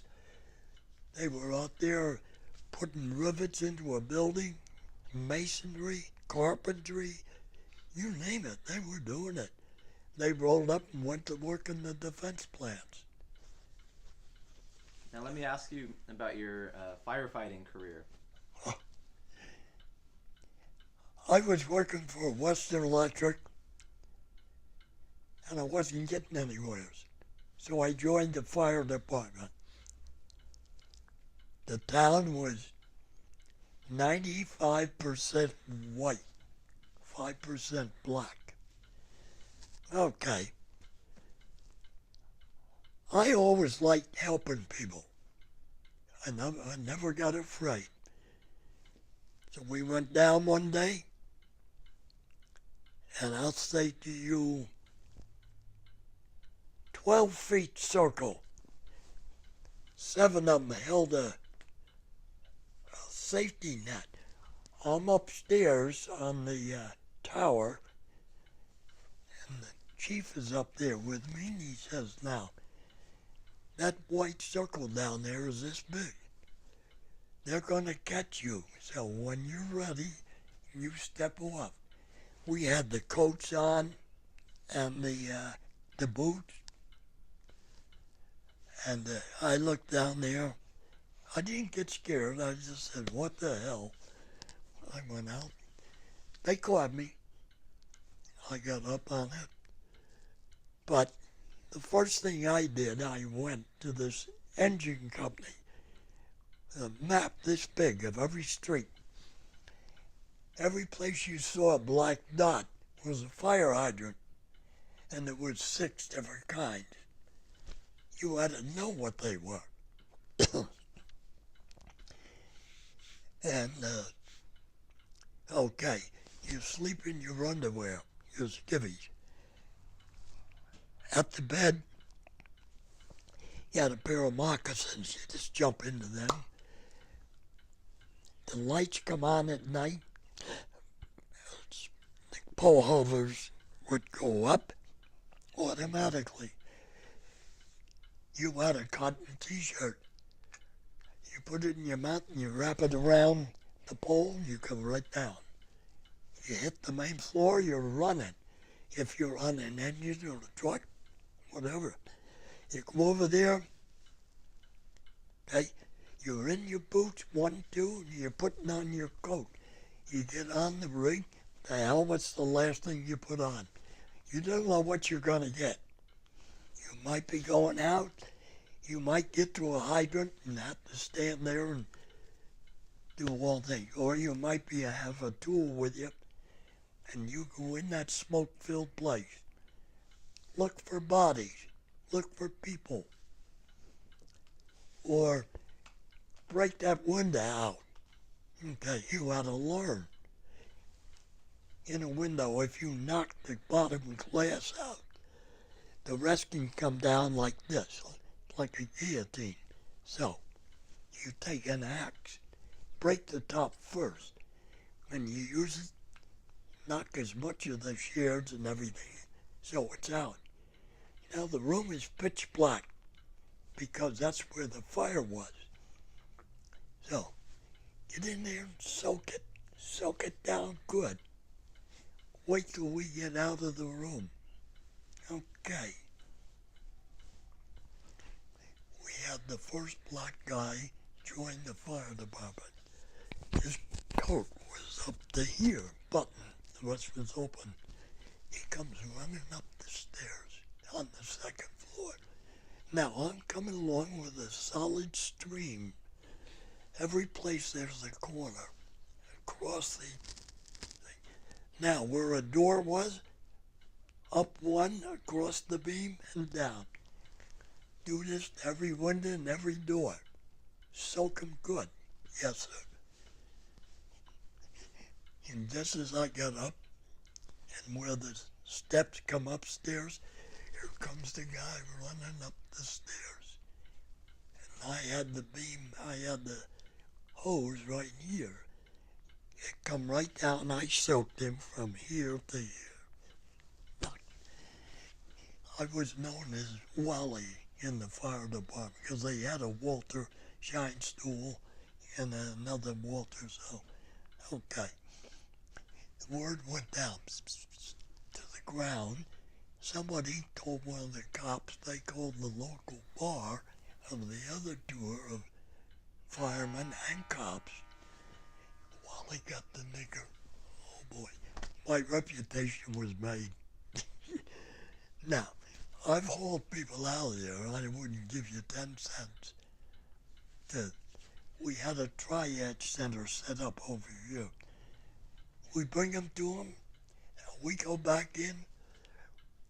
We got to put another hose line up on the aerial. You got to hook it up. And then we're going up on the roof. And all the flames go up. You're breathing all this stuff. They're with you. And what you had to do, you took your tool and you just tap the floor in front of you. If it's soft, you go around it. You tell somebody. Because the fire is coming up. They cut a trench 6 inches wide, about a foot deep, to presume to allow that to go out. Take the pressure off. Now the guys with a line downstairs, that's going out. Now they can get in and see what it is and wet everything down. They can make rescues. Old people, they get scared to death. They'll hide. They don't move. Kids, they'll hide in a dresser drawer, in a closet, any place. You've got to figure this out ahead of time. And there was one. The woman, nice looking, just got her skivvies on. Fireman's on the outside of the ladder with his air tank and the smoke coming out of the first 2 floors. And over her arm, she's holding a skirt. In the right hand, she's holding a pair of slacks. The caption on the bottoms read, "Is it windy outside? Lady, and I'll give a chance. When that flame is licking your ass, we're going one way or the other. We're getting out of there." And I says, yes, somebody will look. But when you get down, they'll give you a blanket or they'll give you a coat or something to cover you. I mean, now that we've saved you, you know. But is it windy outside? And if I say to you, 97% of the fires are caused by humans. True. I'm part of that 97, but I'm trained for it. Okay? You could be a cop, and you could have a wonderful career, nothing happened. You go in to help somebody in a fire, and you might get burnt. Too bad. You know what I mean? But police here, fire, and you got your Department of Public Safety. Okay. But you cause your own fire. You're cooking in the kitchen. You got a lot of things going. A lot of accidents happening there. Okay? What about your electric? Is it the right, or did you plug in something you're not supposed to have? Another thing. Some of them were gas operated. Okay. Well, if everything is all right, that's fine. But if there's something wrong, now they called us house wreckers. Yeah. Oh, they're going to chop a hole, fill it full of water. This is what the colored people say. They don't know any better because they're the damn ones that caused it 9 times out of 10. So, our job, put the fire out, rescue people and get them out to the triage center. We have a radio with us, and we stay as a unit. Like you're on a truck, I'm on an engine. Yeah, we work together, but you guys rip things down or rip it open and expose the burned wood. Have you seen when they build a farm and they put a whole wall up with all the 2x4s? They put them all up, And in between the 2x4s, they put another piece of 2x4 assortment. It's called a cat. This is so you don't have a fire and open flue. It goes up, it hits this, it's got to burn that. So you put cats at different levels in each one. And when you put a wall up, it's either every 12-inch or every 16-inch center. So we continue to rip it open with a plaster hook, pull the ceiling down till we see fresh wood,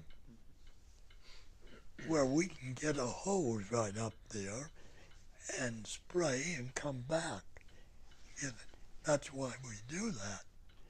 Now, forcible entry tool, the Halligans, the flathead axe, the pithead axe, they're all 12 to 15 pounds, but they teach you how to use them. That's the big thing. And once you learn it, you never forget. Now, once in a while, I fell with I'm standing as close as I am to my captain. The ceiling let go, and a whole portion of the building come down. His leg was broken in 3 places. Me, I got knocked out, and I got my arm banged up. I wind up in the hospital. So did he. Those things happen. But the nice thing is, they don't come right up and say to you, hey, thanks for saving me. You never get that. It's your own feeling. You did the best you could, and you're glad that this worked out all right. About the only thing when you get married and you have a baby and you got to go to the hospital, your wife's there. Maybe there was a hard time, maybe not. But things like that happen where you didn't get a raise in pay like you thought. Well, this is all part of being a fireman and serving the people. Once a year, you march on a parade. It's all a little political. Yeah, somebody gets up and says something nice. All right. Now the other side of that coin is when one of yours dies. Every fireman puts on his good clothes, his uniform, goes to the church, whatever. I mean, that's the other side of it. If you have a good mayor and a good chief, okay, maybe you have a lot of nice things and they got a good word from the firemen who come out to save lives. Well, that other 97% I told you about, these are the people that make mistakes, and they think it's all right. We'll say your son's coming home from college, and so you throw a party for him. Your wife is in the kitchen, she's doing everything that she has to do.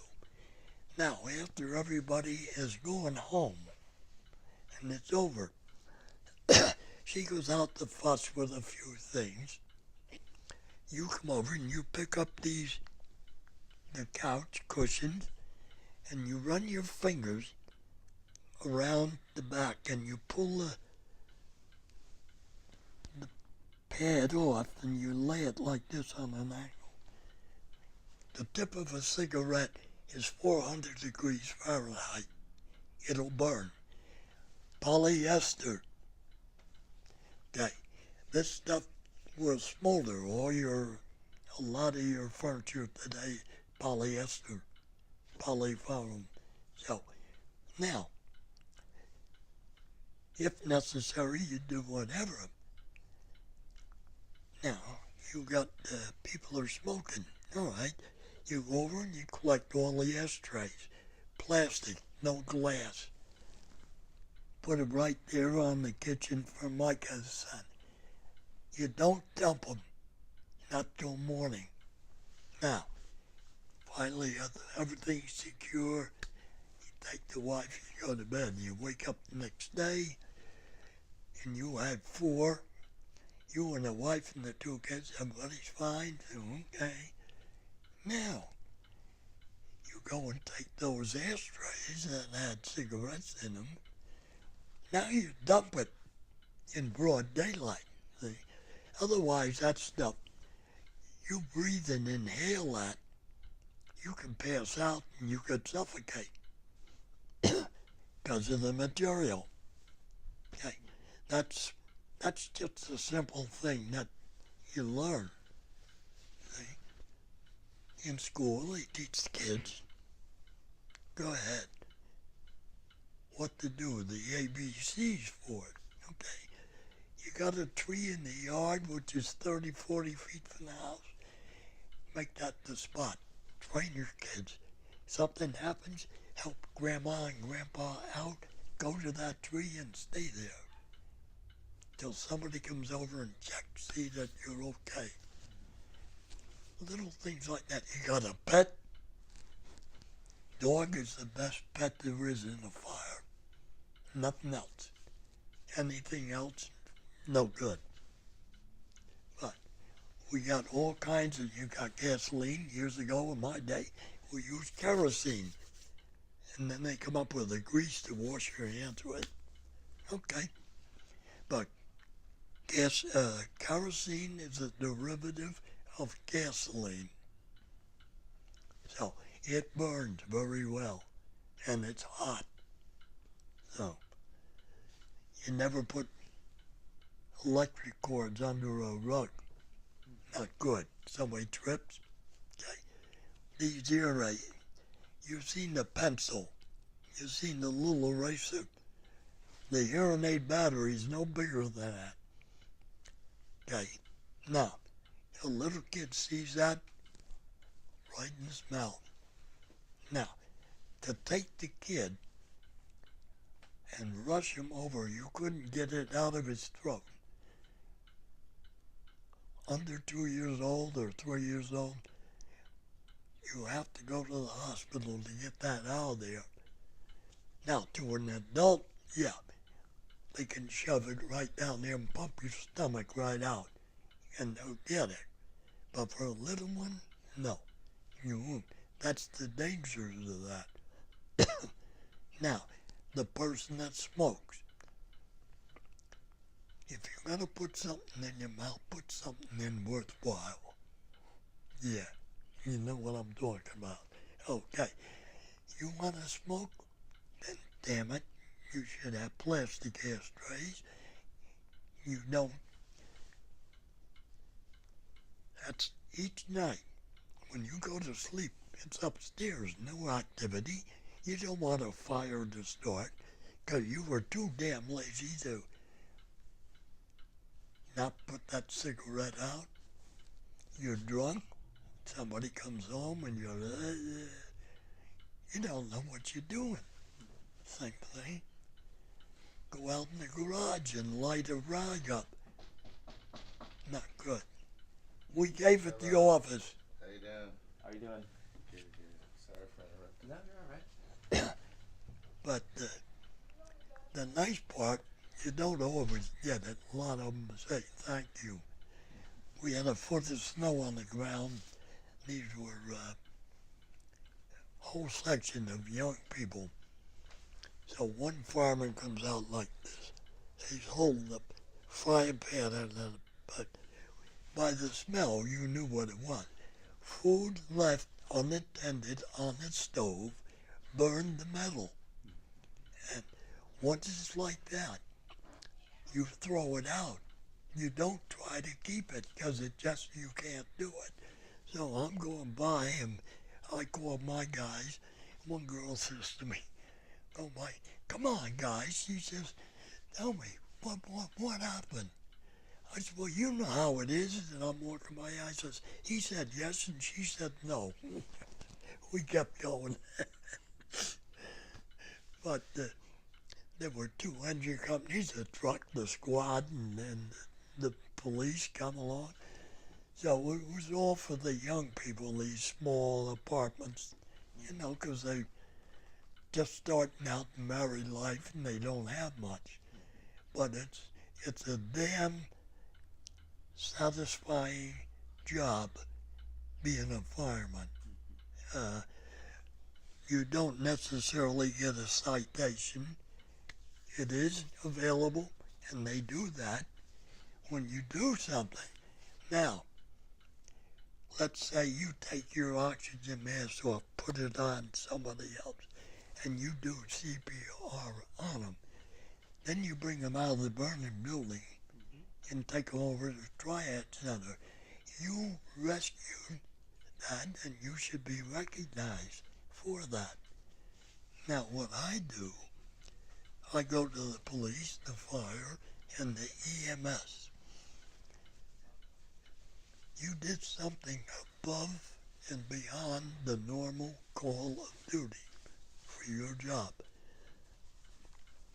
We honor you with a walnut plaque with the name on the bottom. We invite you and members of your family to come have a little something to eat. I've been there and not done that. I put 32 years on, so I know what fires are. So, and of course, in the course, you go to the school, and the little kids in the lower classes, they teach them right there. We go in full uniform. And this they can understand. They make little pictures out of water paint. Fine. You recognize them for it? Fine. But that was more or less second nature. The way you're brought up, you could learn that and you could do it. But I have a knowledge of chemicals. I know about wood. I know which burns faster and which don't. And I know you don't make mistakes. Because if you did make mistakes, you won't have much of a town. Your home goes. What are you going to do if somebody is scarred so bad they no longer can work? They're burned. Sometimes you just can't do it. Our clothes are special made. You're not an icon. You're not a robot. But you go in a building, you're going to have to breathe that air. Which when your bell goes off, you got 3 minutes to get down and outside. Then they go over to an area and you change bottles. And you go back in the fire. But in other words, you're not Superman. Nobody is. It takes more than one to do it. And my last question for you. Yes. If you have any advice for my generation or future generations, what would you be able to give? Well, General advice. what was your education, high school or college? How far to go? Post high school. It was a technical school. Okay, all right. Learn as much as you can. Now, if there's something you like, go for it. It's something you're more familiar with or think you are. And the transition will be a little easier. Now, if you're going into a job cold turkey, no. Now it's a case of, what did you do before? Were you a productive member of the family? Could you help the church and work for 3 or 4 weekends? Can you do that? You feel at home doing that, or whatever.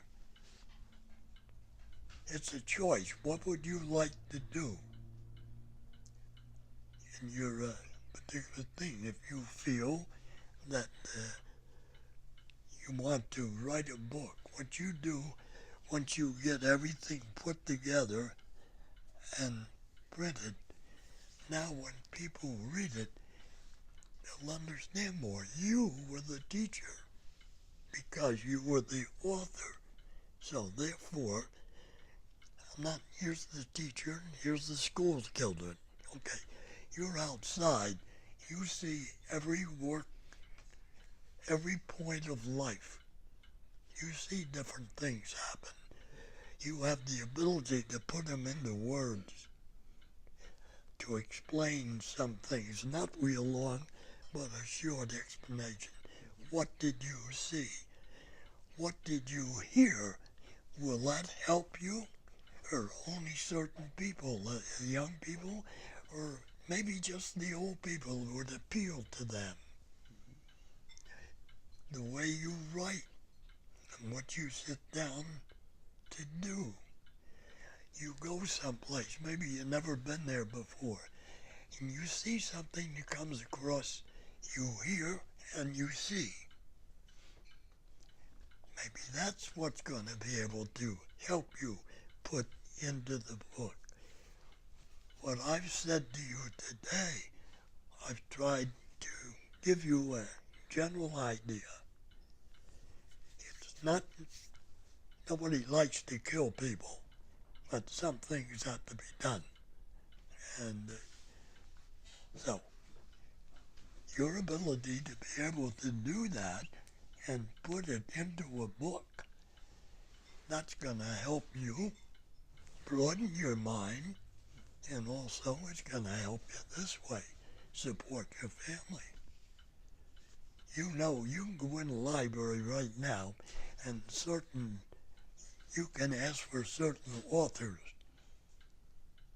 okay? And you can read them. And you probably do have somebody in mind who, in your mind, excels and does very good. I hope so. Well, I greatly appreciate it.